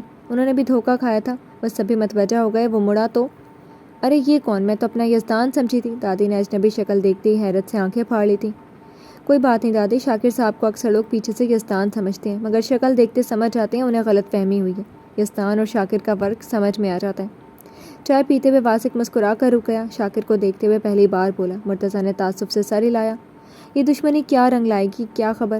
شاکر چند قدم چل کر قریب آیا۔ سعدیہ بیگم چائے پینا بھول کر اسے سر سے پیر تک بڑے غور سے دیکھ رہی تھی۔ میں نے کبھی دعویٰ بھی نہیں کیا کہ میں یزدان ہوں۔ ان کے اور میرے درمیان ہمیشہ فرق رہے گا اور میں اس فرق پر قربان۔ آپ سے بعد میں ملتا ہوں دادی صاحبہ۔ شاکر نے ٹھہر ٹھہر کر مضبوط آواز میں واسق کو دیکھتے ہوئے کہا اور پھر سعدیہ بیگم کو مسکرا کر مڑا اور دھڑا دھڑ سیڑھیاں چڑھتا سب کی نگاہوں سے اوجھل ہو گیا۔ ماحول میں تناؤ سا چھا گیا تھا۔ کون ہے یہ؟ اپنے سے گھر میں کیوں گھسا اور وہ بھی یزدان کے کمرے کی طرف گیا؟ سعدیہ بیگم نے بے چینی سے ایک ساتھ کئی سوال پوچھ ڈالے۔ شاکر نام ہے، یزدان بھیا کے ساتھ کام کرتا ہے، ہم دونوں کی طرح بھیا کا بھائی جیسا ہے، بہت ہی نیک اور شریف ہے وہ۔ آپ اکثر اسے گھر میں دیکھیں گے اور اس کی خوبیاں بھی آپ کو باور کرا دیں گے۔ وہ صرف بھیا سے ملتا جلتا نہیں بلکہ ان کی جیسی کئی خوبیوں کا حامل ہے۔ مرتضیٰ نے سنجیدگی سے شاکر کا تعارف کراتے ہوئے واسق کی طرف دیکھ رہا تھا۔ یہ ناول آپ کتاب نگری یوٹیوب چینل پر پڑھ اور سن رہے ہیں۔ واسق استہزائیہ مسکرا کر نگاہیں پھیر گیا تو اسے دل میں بہت افسوس ہوا۔ صبا البتہ اب مرتضیٰ کی طرف نثار ہونے والی نگاہوں سے دیکھ رہی تھی۔ اپنے سے جڑے تعلقات کے علاوہ اس نے جو تعلق بتایا یہ اس کی اچھائی کی نشانی تھی۔ کام کرتا ہے تو اتنی بے تکلفی سے یزدان کے کمرے کی طرف کیوں گیا؟ باہر تک ہی رہے نا، گھر میں گھسنے کی کیا ضرورت ہے؟ چائے کے گھونٹ بھرتے ہوئے وہ ناگواری سے بولی۔ اسے سب کی زندگی میں گھسنے کا شوق ہے۔ ابھی مرتضیٰ بولتا کہ واسق آواز میں لاپرواہی سے موئے بولا مگر وہ طنز صبا نے لب بھینچے۔ شاکر صبا کا بھائی ہے دادی، وہ بس ضروری کام سے بھیا کے پاس آتا ہے، اب بھی آیا تو بھیا نے بلایا ہوگا، بلا وجہ کبھی نہیں آتا۔ واسق نے جھٹکے سے سر گھما کر کچھ دوری پر بیٹھی دعا کی طرف دیکھا۔ سب بول دیتے مگر وہ نہیں بولتی۔ دعا نے بھی اس کی طرف دیکھا اور اپنی جگہ سے کھڑی ہو گئی۔ واسق کی آنکھوں میں دیکھتے ہوئے اسے احساس ہوا وہاں بہت کچھ جل کر راکھ ہوا تھا، کچھ سلگ کر اس کے دل میں بھی تو جل رہا تھا۔ ہائے گائز، ماحول میں چھائے تناؤ سے سب اپنی سوچوں میں الجھے تھے کہ ایک جوشیلی آواز پر سب کی گردنیں ایک ساتھ مڑی تھیں۔ مرتضیٰ کی آنکھوں میں ناگواری اور نفرت کا احساس ایک ساتھ ابھرا تھا۔ اریبہ خانزادہ اور عائزہ خانزادہ کو ایک بار پھر سے اپنے گھر میں دیکھ کر اس کا سارا موڈ خراب ہو گیا۔ وہ اب سب سے لا تعلق بن کر اپنا موبائل نکال کر ایک طرف صوفے پر سر جھکا کر بیٹھ گیا۔ صبا نے چشمہ درست کرتے ہوئے حولے نزاکت سے قریب آتی دادی کی پوتیوں کو دیکھا اور ایک نگاہ مرتضیٰ کا لا تعلق بن جانا بھی۔ وہ اریبہ کے جذبات سے باخبر ہو چکی تھی۔ موسم خزاں کی وہ رات سرد سی تھی، بارش نے ہواؤں میں ٹھنڈک گھول دی تھی، ایسی ٹھنڈک جن کے سرد پن دلوں کے گرم جذبات پر ایک جمودیت سی پیدا کر چکے تھے۔ ایسے میں عجیب سی بے اطمینانی اور بے چینی کی حالت سے فردوسی محل کے در و دیوار سلگ رہے تھے، ساکن سے دلوں میں جمتے احساسات کے پتھر سے گھائل ہو رہے تھے۔ یہ تم نے کیا کیا ہے افشین؟ حشمت فردوسی اونچی آواز میں صوفے پر اطمینان سے بیٹھی افشین پر چیخ رہے تھے اور اپنے پاؤں پر رکھے پاؤں کو ہلاتے ہوئے وہ پرسکون تھی۔ تمہیں اپنے باپ کی عزت کا کچھ بھی خیال نہیں رہا؟ تم نے کیا سوچ کر ایسی گھناؤنی حرکت کی؟ بیٹی کے چہرے پر چھایا سکون نہیں بلکہ وہ بے حسی انہیں اور بھی سیخ پا کر رہی تھی۔ دوسرے صوبے پر بیٹھی سعدیہ بیگم سر جھکائے خود سے بھی شرمندہ تھی۔ ان کی پیاری بھانجی نے جس طرح ان کا بھی استعمال کیا تھا وہ بھی ایسے گرے ہوئے کام کے لیے، وہ تو اب وجدان سے نگاہ بھی ملا نہیں سکتی تھی۔ بیٹے اور بھانجی نے ان کا سر جھکا دیا تھا۔ افشین جواب دو مجھے، کیوں کیا تم نے ایسا؟ وہ ایک بار پھر چیخے۔ ایک طرف بیٹھی افشین کی ماں بھی افسوس سے بیٹی کو دیکھ رہی تھی۔ جب سے وہ واپس آئے اور انہیں خبر ہوئی وہ لگاتار افشین پر چیخ چلا رہے تھے۔ افشین نے کوئی جواب دیے بغیر اپنے ناخن دیکھنے شروع کر دیے، جیسے وہ اس وقت بس تنہا لاؤنج میں ہو، چہرے پر بھی کوئی تاثر نہیں تھا۔ افشین! وہ اس بار اپنا آپ کھو کر دھاڑے۔ بیگم حشمت نے دل پر ہاتھ رکھ لیا اور افشین نے دھاڑ پر بھی سکون سے مسکرا کر سر اٹھایا تھا۔ آپ نے میرا ساتھ نہیں دیا تو میں نے وہی کیا بابا جو مجھے کرنا چاہیے تھا۔ آپ رہتے تو مجھے یہ کام کرنے نہیں دیتے، اس لیے آپ کی غیر موجودگی میں میں نے اپنا انتقام ایس پی وجدان سے لے لیا۔ غرور سے گردن تانے ہوئے اس نے باری باری اپنے ماں باپ کے بعد اپنی پھپھو کو دیکھا۔ وہ غصے سے اسے گھور رہی تھی۔ افشین تلخی سے مسکرائی۔ حشمت فردوسی کا خون کھول گیا تھا۔ یہ ناول آپ کتاب نگری یوٹیوب چینل پر پڑھ اور سن رہے ہیں۔ اور تمہیں اپنے باپ کی عزت کا کچھ خیال نہیں تھا؟ قاضی نے تمہارے اور اجلال کے خلاف کیس درج کیا ہے، بس آج کی رات دیکھنا کل وہ ثبوتوں سمیت گرفتار کرنے بھی آ پہنچے گا اور اجلال کو بھی ڈھونڈ نکالے گا۔ پھر سارا شہر میری بیٹی اور بھانجے کے جرم پر مجھ پر انگلی اٹھائے گا۔ میں کیسے سب فیس کروں گا؟ تم نے ایک بار بھی اس بارے میں نہیں سوچا؟ سامنے اگر ان کی پیاری بیٹی نہ موجود ہوتی تو وہ اب تک اسے گولی مار کر کب کا دفن کر دیتے، مگر اولاد کی محبت کی پھانس گلے میں اٹک جائے نا تو تعمر انسان سانس بھی نہیں لے سکتا۔ اجلال کو اگر غازی نے ڈھونڈ لیا تو وہ اسے مار ڈالے گا۔ یہ بات سعدیہ بیگم کو تڑپا گئی تھی۔ حشمت کچھ کرو، میرے اجلال کو بچا لو، غازی اسے مار ہی ڈالے گا۔ وہ بے قرار سی ہو گئی۔ آج تک وہ اجلال کی برائیوں پر پردہ ڈالتی آئی تھی، اس نے جو کچھ بھی غلط کام کیا انہوں نے ہر کسی سے پردہ پوشی کر لی، پر اب جب اس نے اپنے بھائی کے گھر میں ہی نقب ڈال دی، اس کی عزت سے کھیلا، تو وہ کس طرح اس کا جرم چھپائے؟ وہ اجلال سے غصہ تھی، ناراض بھی اور وجدان کے لیے دکھی بھی، پر بیٹے کو سزا دلوانے کا حوصلہ ان میں نہیں تھا۔ یہ سب آپ کی ڈھیل کا نتیجہ ہے اور کریں اس کی حمایت۔ دیکھ لیا نا اس کی آوارگی، اس نے تو اپنے بھائی کی بیوی کو بھی نہیں چھوڑا۔ اور تم افشین، نفرت میں تم اتنی اندھی ہو گئی تھی کہ تمہیں اپنے بیٹے کی پرواہ نہیں رہ گئی۔ سب کچھ جانتا ہے وہ، تمہارا بیٹا اب تمہاری شکل بھی نہیں دیکھنا چاہتا۔ انہوں نے بری طرح سے سعدیہ بیگم کو جھڑکا اور افشین کو احساس دلانا چاہا کہ اس نے کتنا غلط کام کیا تھا۔ حشمت فردوسی ہر گناہ میں ملوث تھے، وہ خود غازی سے بدلہ لینا چاہتے تھے، اس کے لیے انہوں نے چال چلی بھی تھی، اس لڑکی کو اس کی زندگی سے نکال کر کہیں بھی پہنچاتے تھے، مگر آج تک انہوں نے ایسا گناہ انجام نہیں دیا تھا، نہ کبھی کسی اور کو کرنے دیا تھا، مگر ان کی اپنی بیٹی نے ایک لڑکی کی عزت سے کھیل کر ان کی عزت پر ہی داغ لگا دیا تھا۔ صوفے پر بیٹھی افشین کے ذہن کے پردے میں پرنس کا چہرہ لہرایا اور وہ بھوری آنکھوں کی سرخی میں گھلی وحشت اور درندگی یاد آئی۔ ممتا تڑپ کر وہ رو اٹھی، مگر ابھی دن ہی کتنے ہوئے تھے آنا میں لپٹی زخمی عورت کا سر اٹھانے میں۔ اس نے تڑپ کے ممتا کا گلا گھونٹ دیا اور افشین ظاہراً پرسکون ہو گئی۔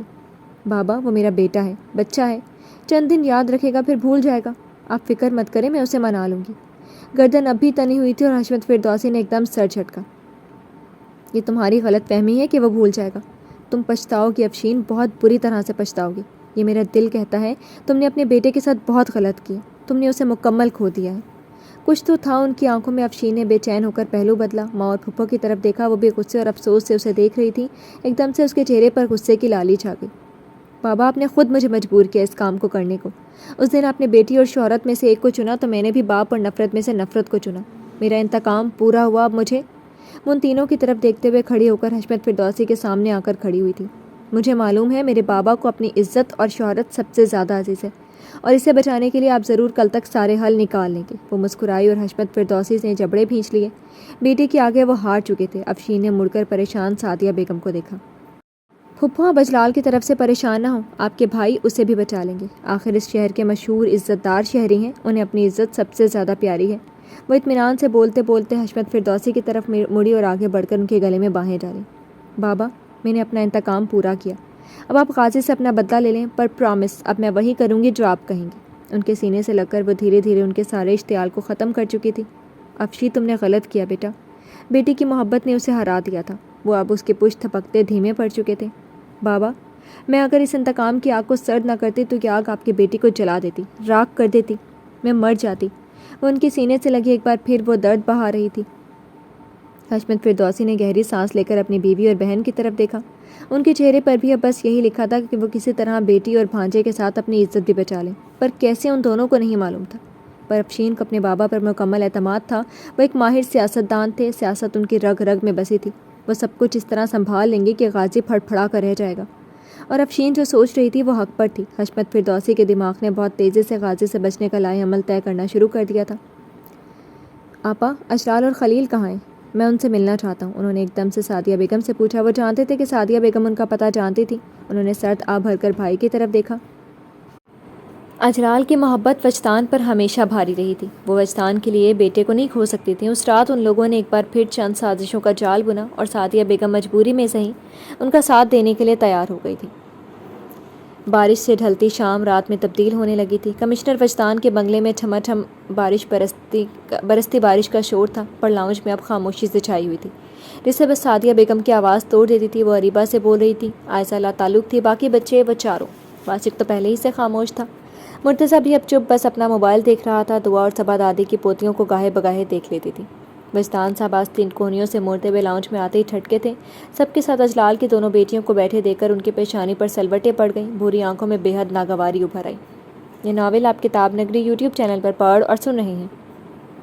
انہیں معلوم ہوتا وہ دونوں ادھر آئی ہوئی ہیں تو وہ اپنے روم سے ہی نہیں نکلتے۔ اریبہ کی دن بدن بڑھتی آمد و رفت سے وہ اب کوفت میں مبتلا ہونے لگے تھے۔ یزدان کی وجہ سے سب برداشت کر رہے تھے، پر لگتا ہے اب انہیں ہی کچھ کرنا پڑے گا۔ ہائے انکل، کیسے ہیں آپ؟ جیسے ہی اریبہ کی نگاہ لاؤنج میں آ چکے وجدان صاحب پر پڑی، اس نے پورے جوش سے ہاتھ ہلا کر ہائے کے ساتھ ان کا حال پوچھتے ہوئے اس نے جیسے انہیں اور جلانا چاہا۔ ان کی آنکھوں میں ابھرتی ناگواری میں لپٹی نفرت سے وہ دل میں سلگ کر انہیں اور جلانا چاہتے تھے۔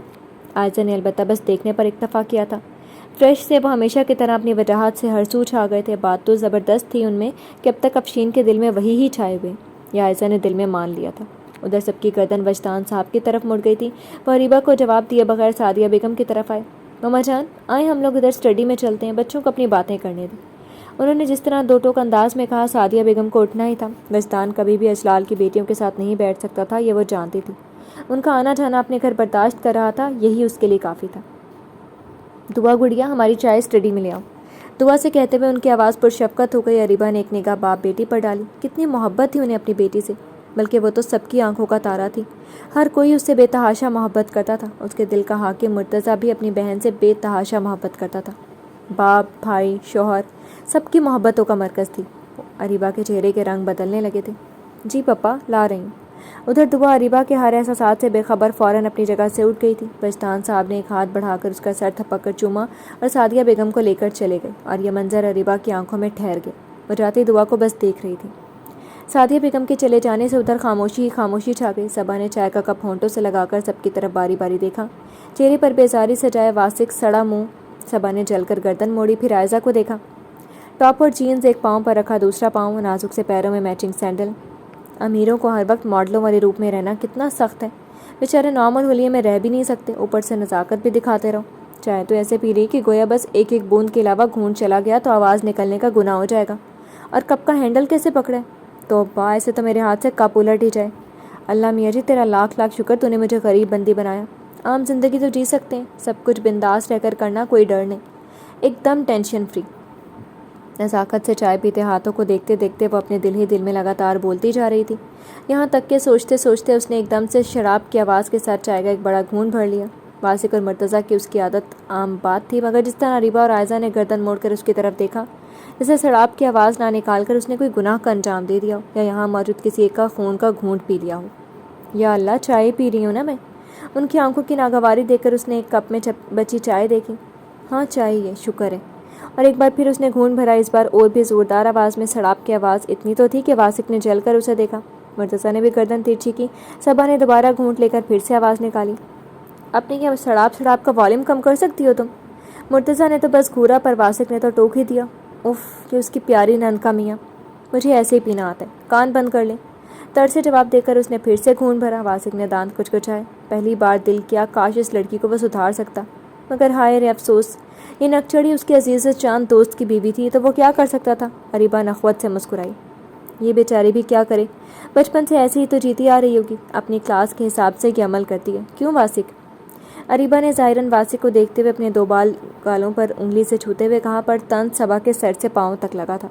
الحمدللہ، ہم بچپن سے نارمل لائف جیتے آ رہے ہیں، اپنی کلاس پر ہمیں کوئی شرمندگی نہیں، آپ اپنے عمل پر نگاہ ڈالیں۔ وہ صرف بولی نہیں تھی، اپنی جگہ سے اٹھ کر دھم سے مرتضیٰ کے بغل میں ہی بیٹھ گئی تھی، وہ بھی اتنے زور سے کہ بیچارے کے ہاتھ سے موبائل گرتے گرتے بچا تھا۔ سبھی آہستہ نا، اس نے موبائل پر پکڑ مضبوط کرتے ہوئے اسے دلچسپی سے دیکھا۔ چلو، لڑنے کے بہانے محبوب قریب تو آ گئے، ورنہ وہ زبردستی نہ کرے تو وہ اسے انگلی بھی نہیں لگانے دے۔ ادھر اریبہ کے دل میں یہاں سے وہاں تک بے چینی پھیل گئی۔ وہ کیوں اس کے اتنے قریب ہے؟ کیوں وہ مرتضیٰ کے بازو سے لگ گئی ہے؟ یہ ناول آپ کتاب نگری یوٹیوب چینل پر پڑھ اور سن رہے ہیں۔ عائزہ نے اس بار دلچسپی سے محسوس کی تھی۔ وہ لڑکی اور مرتضیٰ، وہ دونوں کو غور سے دیکھ رہی تھی۔ مصطفیٰ بھائی کہاں رہ گئے ہیں؟ واسق کو ان سب چیزوں سے اب کوفت سی ہونے لگی تھی۔ اسٹڈی سے نکلتی دعا پر نگاہ گئی اور اندر ہی اندر تھپڑ کی جلن پھر سے اجاگر ہو گئی۔ تھپڑ کی جلن اتنی زیادہ تھی کہ وہ شکل اب دیکھنے کا بھی دل نہیں ہوا۔ اس نے تیزی سے نگاہ پھیر لی تھی۔ آتے ہوں گے، سبھی ادھر دیکھو۔ مرتضیٰ واسق کو جواب دے کر صبا کو اپنا موبائل دکھانے لگا۔ ادھر کوئی فنی سی ویڈیو چل رہی تھی، وہ ہنستی اس کے شانے پر ہی جھک گئی۔ ادھر اریبہ جیسے انگاروں پر لوٹنے لگی۔ میں دیکھتی ہوں بھیا کو۔ برداشت نہیں ہوا تو وہ بہت تیزی سے اٹھی تھی کہ ایک دم سے ان تینوں نے گردن اٹھائی۔ ایکسکیوز می مس اریبہ، مرتضیٰ اجنبیت سے مخاطب ہوا۔ میرے بھیا کے بیڈ روم میں جانے سے پہلے ان کی پرمیشن بھی ضروری ہے۔ بہت سخت لہجے میں اس نے اریبہ کو باور کروایا، وہ اس گھر میں آ تو سکتی ہے پر ہر جگہ آزادی سے گھوم نہیں سکتی۔ ایک اجنبی لڑکی کو اپنے قریب کر کے اسے بے تکلف اس شانے پر لٹکا سکتا ہے، پر وہ اس گھر میں اپنے بھیا کے روم میں نہیں جا سکتی۔ اریبہ کے چہرے پر سرخی چھانے لگی۔ صبا اسی طرح مرتضیٰ کے شانے سے لگی اریبہ کا لال بھبوکا سا ہوتا چہرہ دیکھ رہی تھی۔ وہ میرے بھیا ہیں، مجھے ان کی پرمیشن کی ضرورت نہیں ہے۔ بھوری آنکھیں گلابی سی پڑ رہی تھیں۔ عائزہ خاموشی سے سارے تماشے دیکھ رہی تھی، جو دیکھنے آئی تھی وہی دیکھ کر انجوائے کر رہی تھی۔ ہم نے رشتے کی سند نہیں مانگی آپ سے، پر اس گھر میں انٹری لے کر آپ اس طرح سے ہر جگہ آزادی سے نہیں گھوم سکتے، خاص طور پر سیکنڈ فلور پر جانے کی۔ ہمارے گھر کے کچھ قانون ہیں جسے باہر والے توڑ نہیں سکتے۔ سنہری آنکھوں میں برف سی کاٹ تھی اور لبوں پر کڑواہٹ بھرے جملے۔ اریبہ نے ہونٹ بھینچے۔ کیوں؟ اب عائزہ مسکرا کر بولی، ایسے قانون تو ان کے گھر میں بنتے ہیں جہاں دنیا سے کچھ چھپایا جاتا ہے۔ لگاتار کمشنر صاحب کے گھر میں مجرم موجود ہیں۔ لگاتار اپنے پیروں پر رکھے پیر کو ہولے ہولے ہلاتے ہوئے وہ ہر طرف دیکھتے ہوئے عجیب سے لہجے میں بولی اور ان چاروں کا خون کھول اٹھا۔ میڈم عائزہ، قانون اس گھر کا غلام ہے، یہاں مجرم نہیں سپاہی رہتے ہیں۔ کمشنر وجدان کے گھر میں موجود سپاہیوں کے سامنے ایسا بولنے سے پرہیز کیجیے گا، ورنہ انہوں نے مجرم کی کھوج کی نا تو آپ جیسے لوگوں کو کہیں چھپنے کی جگہ نہیں ملے گی۔ خاموش واسق بھی اس بار چپ نہیں رہا۔ بہت ہی چپتی نگاہوں سے عائزہ کو دیکھتے ہوئے اس نے سخت آواز میں کہا، پھر فرض تک آئی تھی اور وہ ساکت نہیں رہا تھا۔ پہلی بار صبا کو صرف اس کی بات ہی اچھی نہیں لگی، وہ بھی اچھا لگا تھا۔ اس کے بھائی سے جلنا چھوڑ دے تو وہ اتنا برا نہیں ہے، نند کا اچھا والا شوہر اسے لگ سکتا ہے۔ وہ سوچ کر مسکرائی۔ سپاہی۔ عائزہ نے بس شانے پر سے بال چھٹک کر گویا اس کا مذاق اڑایا۔ مجرم تو کھلے عام محلوں میں رہتے ہیں، مرتضیٰ نے کہہ کر سر جھٹکا۔ مجھے بھیا سے ملنا ہے۔ توبہ کتنی ڈھیٹ لڑکی ہے، تبھی میرے میاں کے پیچھے پڑی ہوئی ہے۔ اریبہ کو پھر بھی نہیں مانتے دیکھ کر صبا نے جل کر سوچا اریبہ بڑھتی کہ خاموشی سے سب سنتی دعا اس کے راستے میں دیوار کی طرح حائل ہو گئی۔ اریبہ تمہیں بھیا سے کوئی کام ہے؟ وہ سنجیدہ تھی، اریبہ نے دانت پیسے، وہ کتنے حق سے اس کے آگے کھڑی تھی۔ مجھے ان سے ملنا ہے۔ اس کی بھوری آنکھوں میں ضد سی تھی۔ دونوں تقریباً ایک ہی عمر کی تھیں اور ایک ہی جیسے رشتے کی ڈور ان کے اور یزدان کے درمیان بندھی تھی، مگر فرق بہت واضح تھا۔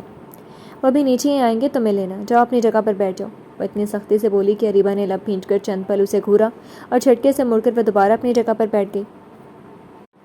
صبا نے دعا کی طرف دیکھا، وہ اب بھی کھڑی تھی، یوں کہ اریبہ کو ہی کیا کسی کو بھی اپنے بھیا کے روم میں نہیں جانے دے گی۔ شاید بھیا نے اسے ایسا کرنے کو کہا، پر دعا کے رعب پر وہ دل میں مسکرائی۔ کبھی کبھی بالکل یزدان والا مزاج اس کے اندر بھی جاگ اٹھتا ہے۔ ایک دم سے اسے ہنسی آ گئی۔ سب نے اس کی طرف دیکھا تو مجھے ایک جوک یاد آ گیا تھا۔ وہ چشمہ درست کرتی فوراً سنجیدہ ہو کر مرتضیٰ کے پاس سے اٹھ گئی۔ لو ہو گیا دور رہنے والا بھوت سوار، مرتضیٰ نے سوچا اور سر جھٹک دیا۔ صبا اب دوسرے صوفے پر بیٹھ کر اپنے بنائے گئے پکوڑے اٹھا کر کھاتی خود ہی لطف لینے لگی۔ کچھ دیر خاموشی سے چھا گئی تھی۔ سب اپنی سوچوں میں الجھے ہوئے تھے کہ دعا کی نگاہ سیڑھیوں پر گئی۔ بھیا آ رہے ہیں، دعا نے جیسے ہی کہا سب نے گردن موڑ کر اس طرف دیکھا تھا۔ اپنی شاندار شخصیت کے ساتھ ایک سٹیپ اترتا نیچے آ رہا تھا۔ یہ ناول آپ کتاب نگری یوٹیوب چینل پر پڑھ اور سن رہے ہیں۔ نیوی بلو کارگو پینٹ پر ایش گرے سمپل شرٹس، ہلکے نم بال سنوارے، چہرے پر ازلی سنجیدگی مگر ایک انوکھی چمک کا اضافہ ہو چکا تھا جو اس کی وجاہت کو اور بھی بڑھا رہی تھی۔ شرٹ کی لمبی آستینیں عادت کے مطابق اوپر کی طرف کھینچی ہوئی تھیں اور مضبوط ہاتھ کوہنیوں سے نیچے تک کھلے ہوئے تھے۔ سرخ و سفید پاؤں بلیک فلپ فلاپ میں قید تھے، بالکل عام حلیہ مگر پھر بھی سب سے جدا۔ ہر کسی شخص سے وہ منفرد سا تھا۔ یزدان خانزادہ وارد ہوتا اور جسے سب کو اپنی طرف کھینچ لیتا، پھر کوئی نہیں رہتا، بس ہر سو پوچھا جاتا، ہر نگاہ اس پر اٹھتی، اس پر جم جاتی۔ پر وہ سحر انگیز شخصیت کا مالک اتنا پتھر دل کیوں ہے؟ عائزہ کی نگاہیں اس پر جم سی گئی تھیں۔ اتنی نفرت کے باوجود بھی کیوں نہیں؟ یہ شخص اس کے دل سے نکل جاتا، کیوں وہ اب بھی اس کے قدموں کے خاک بن جانا چاہتی تھی؟ کیوں اس کی نگاہیں اس پر قربان ہونے لگتی تھیں؟ کیوں دل ہر وقت اس کی خواہش میں گڑ گڑاتا رہتا تھا؟ پر وہ احساس ایک پل کے لیے تھا۔ یزدان کے پیچھے نگاہ گئی اور دل کے دروازے پر نفرت کا قفل لگ گیا۔ جذبے بدلے اور احساس پر نفرت اور انتقام کی آگ نے جلن ہی جلن پھیلا دی۔ یزدان کی پشت سے ایک سٹیپ اتر کر انم اس کے برابر میں آ گئی تھی۔ یزدان نے گردن موڑ کر جلدی سے اتر کر جانے کی کوشش کرتی انم کی کلائی پر ایک ہاتھ کی گرفت مضبوط کی اور وہی ہاتھ کلائی سے پھسل کر انگلیوں کو جکڑ چکے تھے۔ انم نے فوری گردن موڑ کر اس کی طرف دیکھا۔ آنکھوں سے لے کر مضبوط گرفت یہی کہہ رہی تھی، کبھی نہ الگ ہونا، کبھی بھی ایک دوسرے سے نہیں بھاگنا۔ انم تھم گئی اور اس نے نروس ہو کر فوری طور پر لاؤنج کی طرف دیکھا تھا۔ صبا، دعا، مرتضیٰ، واسق، اریبہ سب سے ہوتے ہوئے جیسے ہی نظریں عائزہ پر گئیں، ایک دم سے اس نے یزدان کی انگلیوں میں پھنسی انگلیوں کو اندر کی طرف موڑ کر گرفت اور بھی مضبوط کر لی۔ محبت کی فخر سے گردن اکڑائی اور لبوں پر مسکراہٹ دھرائی۔ میں اپنے یزدان کی اور وہ میرے لیے ہی بنائے گئے ہیں، ہمارے بیچ کوئی جگہ نہیں لے سکتا۔ یہ انم کی کالی آنکھوں میں صاف جھلک رہا تھا۔ یزدان کے قدموں سے قدم ملا کر بکیا سیڑھیاں اترتے ہوئے عائزہ کی شعلہ ور چپتی نگاہوں کا سامنا وہ گردن اٹھا کر رہی تھی۔ یزدان اس کا صرف نصیب نہیں، وہ اس کا عشق تھی۔ یہ وجہ یزدان نے دے کر اسے ساری زندگی کے لیے فخر بخش دیا تھا۔ السلام علیکم۔ یزدان سلام کرتے ہوئے ادھر ہی آیا اور وہ سب کے سب ہوش میں آ گئے۔ وعلیکم السلام، مرتضیٰ نے جواب دے کر اپنی مسکراہٹ بھی دبائی۔ دل کہہ رہا تھا خوب زبردست سا بھابھی صاحبہ کو چھیڑے، مگر فی الحال بھائی صاحب کی موجودگی کی وجہ سے زبان پر قابو ہی رکھا۔ یزدان کھڑی ہوئی دعا کا گال پیار سے چھوتا اریبہ کو دیکھنے لگا۔ دعا مسکرا کر اب اطمینان سے جا کر صبا کے بغل میں بیٹھ گئی۔ ہیلو یزدی بھیا۔ ہائے انو۔ اریبہ عادت کے مطابق ہائے ہیلو کرتی پھیکا سا مسکرائی تھی۔ یزدان نے غور سے اسے دیکھا۔ انم نے اریبہ کے پوچھنے پر بس مسکرا کر سر ہلایا تھا۔ کیسی ہو اریب؟ وہ اس سے پوچھتے ہوئے ایک طرف رکھے صوفے پر بیٹھا انم کو بھی اپنے قریب بٹھا لیا، ساتھ ہی پیر پر پیر رکھ کر ایک بازو صوفے کی بیک پر پھیلایا۔ اس کا بازو انم کے سر سے ٹچ ہو رہا تھا۔ عائزہ بغور اس کے ہر انداز کو دیکھتی اپنے زخمی دل کو اور بھی زخمی کر رہی تھی۔ زخم جتنے گہرے ہوں گے چوٹ اتنی شدت سے وہ یزدان کو گلے لگائے گی۔ میں فٹ، آپ کہاں تھے بھیا؟ میں نے 2 دن بعد آپ کو دیکھا ہے۔ اریبہ اب مسکراتے ہوئے بڑے جوش سے اس سے پوچھ رہی تھی۔ میں بزی تھا، تم ادھر آج کیا لے کر آئی ہو؟ اریبہ کی طرف دیکھتے ہوئے اس نے بتا کر جس طرح کڑی آواز میں پوچھا۔ اریبہ ایک پل کو گڑبڑا گئی۔ ہم دادی کی میڈیسنز لے کر آئے تھے، انہوں نے منگوائی تھیں۔ وہ زبردستی مسکرا کر بولی۔ یزدان اپنی بھوری گہری نگاہوں سے مقابل کو جانچتے ہوئے کنفیوز نہ کریں، ایسے کیسے ممکن نہیں ہوتا؟ اریبہ بھی گھبرا اٹھی۔ بہانے دیکھ رہی ہو، روز ایک نہ ایک بہانہ لے کر حاضر ہو جاتی ہے۔ صبا نے دعا کے کان میں گھس کر سرگوشی کی۔ آج ساتھ ہی اپنی نکچڑی بہن کو بھی لے آئی، دیکھو کیسے ہماری پیاری بھابھی کو گھور رہی ہے، اسے نظر ہی لگا دے گی، یہ جائے گی نا تو اپنے بھیا بھابھی کی نظر اتاروں گی۔ دعا بھی سرگوشی میں بولتی چلی بھنی سی نگاہ عائزہ پر رکھے ہوئی تھی۔ دے دی میڈیسنس؟ وہ پوچھ اریبہ سے رہا تھا اور دیکھ انم کے ہاتھوں کو رہا تھا جو اس کے لیے اب چائے بنا رہی تھی۔ جی، اریبہ اس کی نگاہوں کا تعاقب کرتی انم کے ہاتھوں میں سجی چوڑیاں دیکھنے لگی۔ اس کی کلائیوں میں ہر وقت نئی نئی چوڑیاں سجی رہتی تھی، پھر چوڑیوں سے ہوتے ہوئے نگاہیں اس کے چہرے پر گئیں۔ یہ اتنی حسین سی ہے، کسی کا بھی ایمان خراب کر سکتی ہے۔ وہ اتنی حسین لگ رہی تھی کہ اریبہ نے بے ساختہ سوچا، انم کا چہرہ ہی نہیں حسین تھا، اس کے سراپے میں خاص کشش تھی، وہ کسی بھی مرد کو بہکا کر دیوانہ کر سکتی ہے۔ یہ ناول آپ کتاب نگری یوٹیوب چینل پر پڑھ اور سن رہے ہیں۔ وہ سوچتی جا رہی تھی اور ایک دم سے اس کی نگاہ انم سے ہوتے ہوئے ایک ہاتھ اور اوپر گئی۔ دعا کے پاس بیٹھی صبا کے ہاتھ میں بھی سترنگی چوڑیاں سجی اس کی کلائی میں بہت پھپ رہی تھی۔ وہ اب انم کو چھوڑ کر صبا پھر دعا کو دیکھنے لگی۔ جانے کیوں وہ اپنے گھر کی عورتوں کا موازنہ اس گھر کی عورتوں سے کرنے لگی۔ وہ آج جان لینا چاہتی تھی اس گھر کی صنف نازک ہستیوں میں کیا بات تھی کہ وہ اپنے مخالف صنف کے دلوں پر راج کر رہی تھی۔ ان کے دامن کیوں محبت کی دولت سے مالا مال ہیں، اور اجلال خانزادہ کے گھر کی عورتوں کی خالی۔ چائے لوگی اریبہ اور آپ عائزہ باجی؟ یزدان کو کپ دے کر انم بڑی میٹھی زبان سے اریبہ کا بعد عائزہ سے بھی گویا ہوئی۔ اس کا باجی کہنا تھا کہ مرتضیٰ، صبا اور دعا نے بے ساختہ امڑتی ہنسی دبائی۔ واسق نے بس ایک نگاہ سرخ ہو گئی عائزہ پر ڈالی۔ آئی ایم ناٹ یور باجی، عائزہ نام ہے میرا۔ عائزہ نے اپنے دانت پیس کر اسے دیکھتے ہوئے جواب دیا۔ گرے شیڈ دیتی آنکھیں کالی آنکھوں میں دیکھتے ہوئے اسے بھسم کر دینا چاہتے تھے۔ مجھے معلوم ہے آپ عائزہ ہیں، پر سنیں آپ مصطفیٰ سے صرف 2-3 سال چھوٹی ہیں اور میری نند بھی لگتی ہیں، البتہ بڑی نند تو مجھے اچھا نہیں لگتا کہ میں آپ کا نام لوں۔ بڑے دھڑلے سے وہ عائزہ کو نند کہہ کر یزدان کی بہن ثابت کرنے پر تل گئی تھی۔ عائزہ کی آنکھوں میں سرخی اتری تھی، وہ شعلوں میں گھر گئی، اوپر سے سب کی ہنسی اس کی آنکھ میں گھی ڈال رہی تھی۔ اب تو واسق بھی مسکرا دیا تھا سوائے یزدان کو چھوڑ کر۔ وہ سنجیدگی سے اپنی چائے ختم کر رہا تھا۔ اریبہ کو پتہ نہیں کیوں یہ سب برداشت نہیں ہوا تھا۔ سوری ٹو سے بٹ ایزی بھیا کی فیانسی رہ چکی ہے، وہ آپ کی نند کبھی نہیں رہی۔ بیچ میں آپ مظلوم بن کر میری بھابھی نہیں بن گئی ہوتی تو میری بھابھی ایزی ہی ہوتی، میرے بھیا کے ساتھ تو وہی سوٹ کرتی ہے۔ اریبہ جو بڑی دیر سے انم سے لے کر سب کو دیکھتے ہوئے جلن سی محسوس کر رہی تھی، بنا سوچے سمجھے دل کی جلن نکال گئی۔ انم کا حیران ہوئی اور پھر چہرہ پھیکا پڑا تھا اور سبھی ایک دم سے غصے سے اریبہ کو دیکھنے لگے۔ عائزہ نے بہت تیزی سے یزدان کی طرف دیکھا، اس نے ایک دم سے چائے کا کپ ٹیبل پر رکھا تھا۔ اب تمہیں بھی سمجھانا پڑے گا کہ تمہاری بہن میری فیانسی کبھی نہیں رہی ہے، یہ رشتہ بس تمہارے باپ کو زبردستی کا جوڑا ہوا تھا، تم نے کیسے اسے میری فیانسی کہنے کی جرت کی؟ وہ بولا نہیں تھا، غرایا تھا، اور اریبہ اپنی غلطی کا احساس ہوا تو وہ سہم سی گئی۔ باقی سب چپ سے اب یزدان کے غصیلے انداز دیکھ رہے تھے۔ جو بات یزدان کو پسند نہیں اسے دہرا کر اریبہ نے غلطی کی تھی۔ تمہیں دکھائی نہیں دیتا میں ایک میرڈ بندہ ہوں تو میری بیوی کے سامنے یہ کہہ کر کہ تم میری بیوی کو کیا جتلانا چاہتی ہو؟ میری بہن ہو تو اس کا مطلب نہیں کہ تم میری بیوی کو یہ بتاؤ کہ مجھے کون سوٹ کرتا ہے کون نہیں کرتا۔ مجھے انم سے صرف محبت ہے، کیا یہ تمہیں معلوم نہیں؟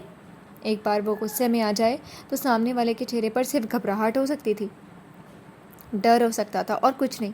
باقی سب سانس روکے اب بھڑکے ہوئے یزدان کو دیکھنے سے بھی بچ رہے تھے۔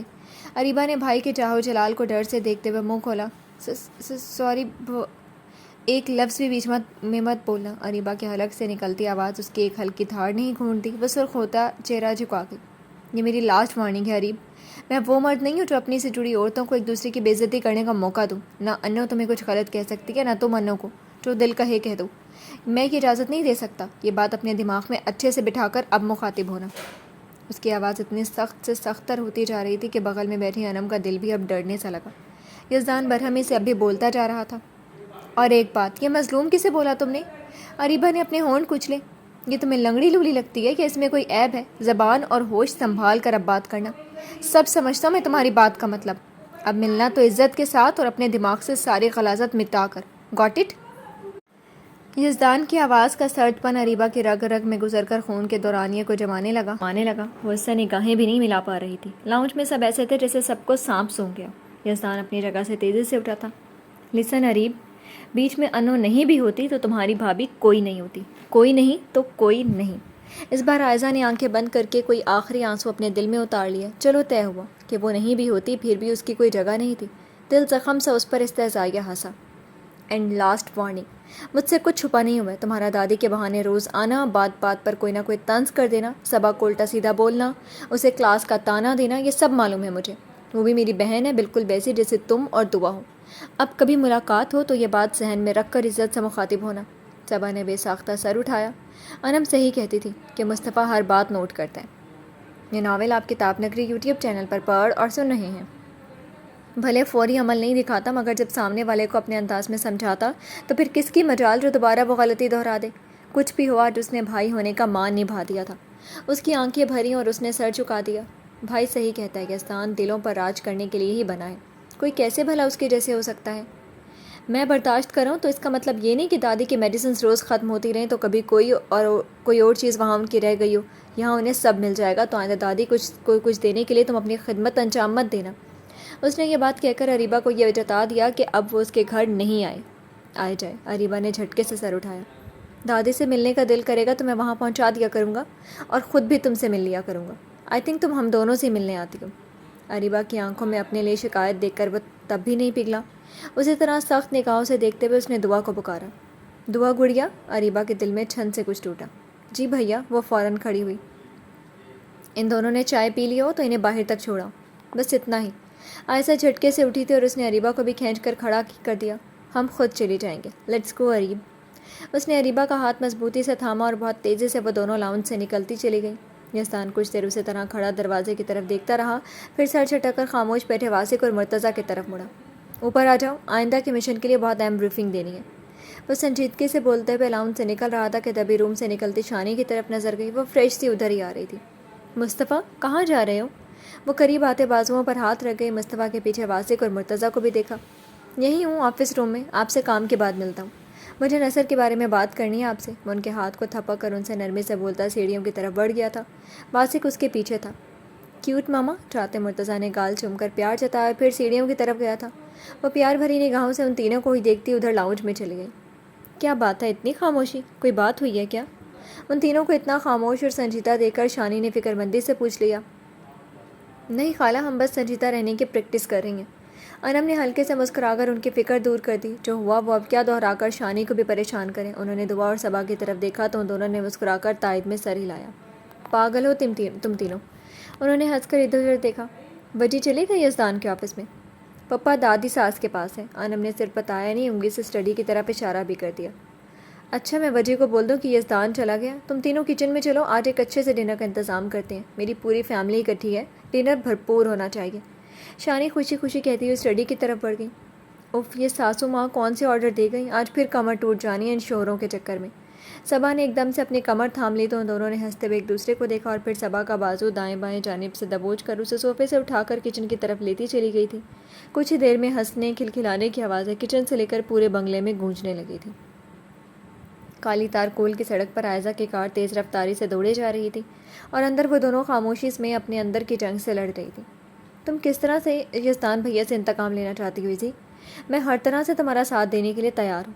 اچانک اریبہ نے بول کر کار میں چھایا سکوت توڑ دیا، اور عائزہ نے گردن موڑ کر اس کا چہرہ دیکھا۔ سرخ چہرہ اور گلابی ہوتی آنکھیں، بھوری آنکھوں میں یزدان کے لیے پہلی بار کوئی بھی بھائی والی محبت کی جھلک نہیں تھی۔ سوچ لو، کہیں پھر بھیا کی محبت میں مکر نہیں جاؤ۔ وہ زہر خن سا مسکرائی اور اریبہ کے چہرے پر سرد مہری چھا گئی۔ کبھی نہیں، اب کبھی نہیں۔ یہ ناول آپ کتاب نگری یوٹیوب چینل پر پڑھ اور سن رہے ہیں۔ میرا ان سے کوئی تعلق نہیں، میں سمجھ گئی کہ وہ میرے بھیا نہیں ہیں۔ سوتیلے رشتے کبھی اپنے نہیں ہو سکتے، اور اب مجھے ان کے گھر کی عورتوں کو اتنے دکھ دینے ہیں کہ ان کے غم کے احساس سے وہ تڑپے، اور پھر انہیں معلوم ہو دل ٹوٹنا کیا ہوتا ہے۔ وہ زہر ہوتی افشین کی سایہ بن چکی تھی۔ انتقام کی آگ کو جتنا زیادہ سلگایا جائے، دوسرے کے اجڑنے میں سکون اتنا زیادہ ہی میسر ہوتا ہے۔ عائزہ نے آگ سلگا دی تھی، اب بس بیچ بیچ میں بھڑکاتے رہنا تھا۔ بھیا سے محبت نہیں ہے تم کو؟ وہ اب بھی آزما رہی تھی۔ وہ میرے بھیا نہیں ہیں، وہ بس دعا کے بھائی ہیں، میرا کوئی بھائی نہیں۔ اریبہ شدت غم سے چیخ پڑی۔ آج پہلی بار یزدان کے بھائی ہونے کا مان ٹوٹا تھا، جو مرتضیٰ کی محبت کھونے سے زیادہ تکلیف دہ تھا۔ کار چلاتے ہوئے عائزہ اب بھی اپنے مقصد کی کامیابی پر مسکرا رہی تھی۔ آج جان بوجھ کر اریبہ کے ساتھ آنے کا مقصد پورا ہوا۔ وہ جانتی تھی اسے دیکھ کر یزدان غصہ ہوگا، اریبہ کے منہ سے بے وقوفی میں کچھ نہ کچھ نکلے گا، پھر یزدان اسے جو سمجھائے گا وہ اس کا کام آسان سے آسان تر کر دے گا۔ یزدان کے خاندان کو دکھ دینے کے لیے اسے اریبہ جیسے رشتے کی ضرورت تھی، جو اب پوری ہونے والی تھی۔ اریبہ اب خاموشی سے بار بار بھیگ جاتی اپنی پلکیں رگڑ رہی تھی، اور عائشہ کے ذہن کے پردے میں یزدان اور انم کے چہرے تھے۔ آج نزدیک سے دیکھا تو جانا وہ اس کے عشق میں کس قدر ڈوبا ہوا ہے۔ یزدان کو کوئی توڑ سکتا ہے تو وہ صرف انم تھی۔ انم جدا ہوئی نہ تو وہ ٹوٹ بھی جائے گا، جھک بھی جائے گا اور پگھل بھی جائے گا۔ میرے پپا کو تمہاری بیوی پسند ہے نا یزدان خانزادہ، تو تمہاری بیوی کو میں اپنے پپا تک پہنچاؤں گی۔ اس کی آنکھوں میں بہت ہی خطرناک چمک ابھری تھی۔ غرور سے گردن تانے وہ تقدیر سے لڑنا چاہتی تھی۔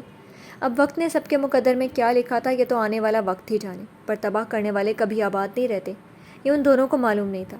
اپنی بربادی کی طرف قدم بڑھاتے ہوئے اریبہ اور عائشہ نے یزدان غازی خانزادہ کو جانا ہی نہیں تھا۔ وہ اپنی زندگی کے ہر خطروں اور سازشوں سے لڑنے کے لیے ہی ولف بنا تھا۔ ولف کا سامنا کرتے ہوئے ان کو کتنے خسارے اٹھانے پڑیں گے یہ معلوم نہیں تھا۔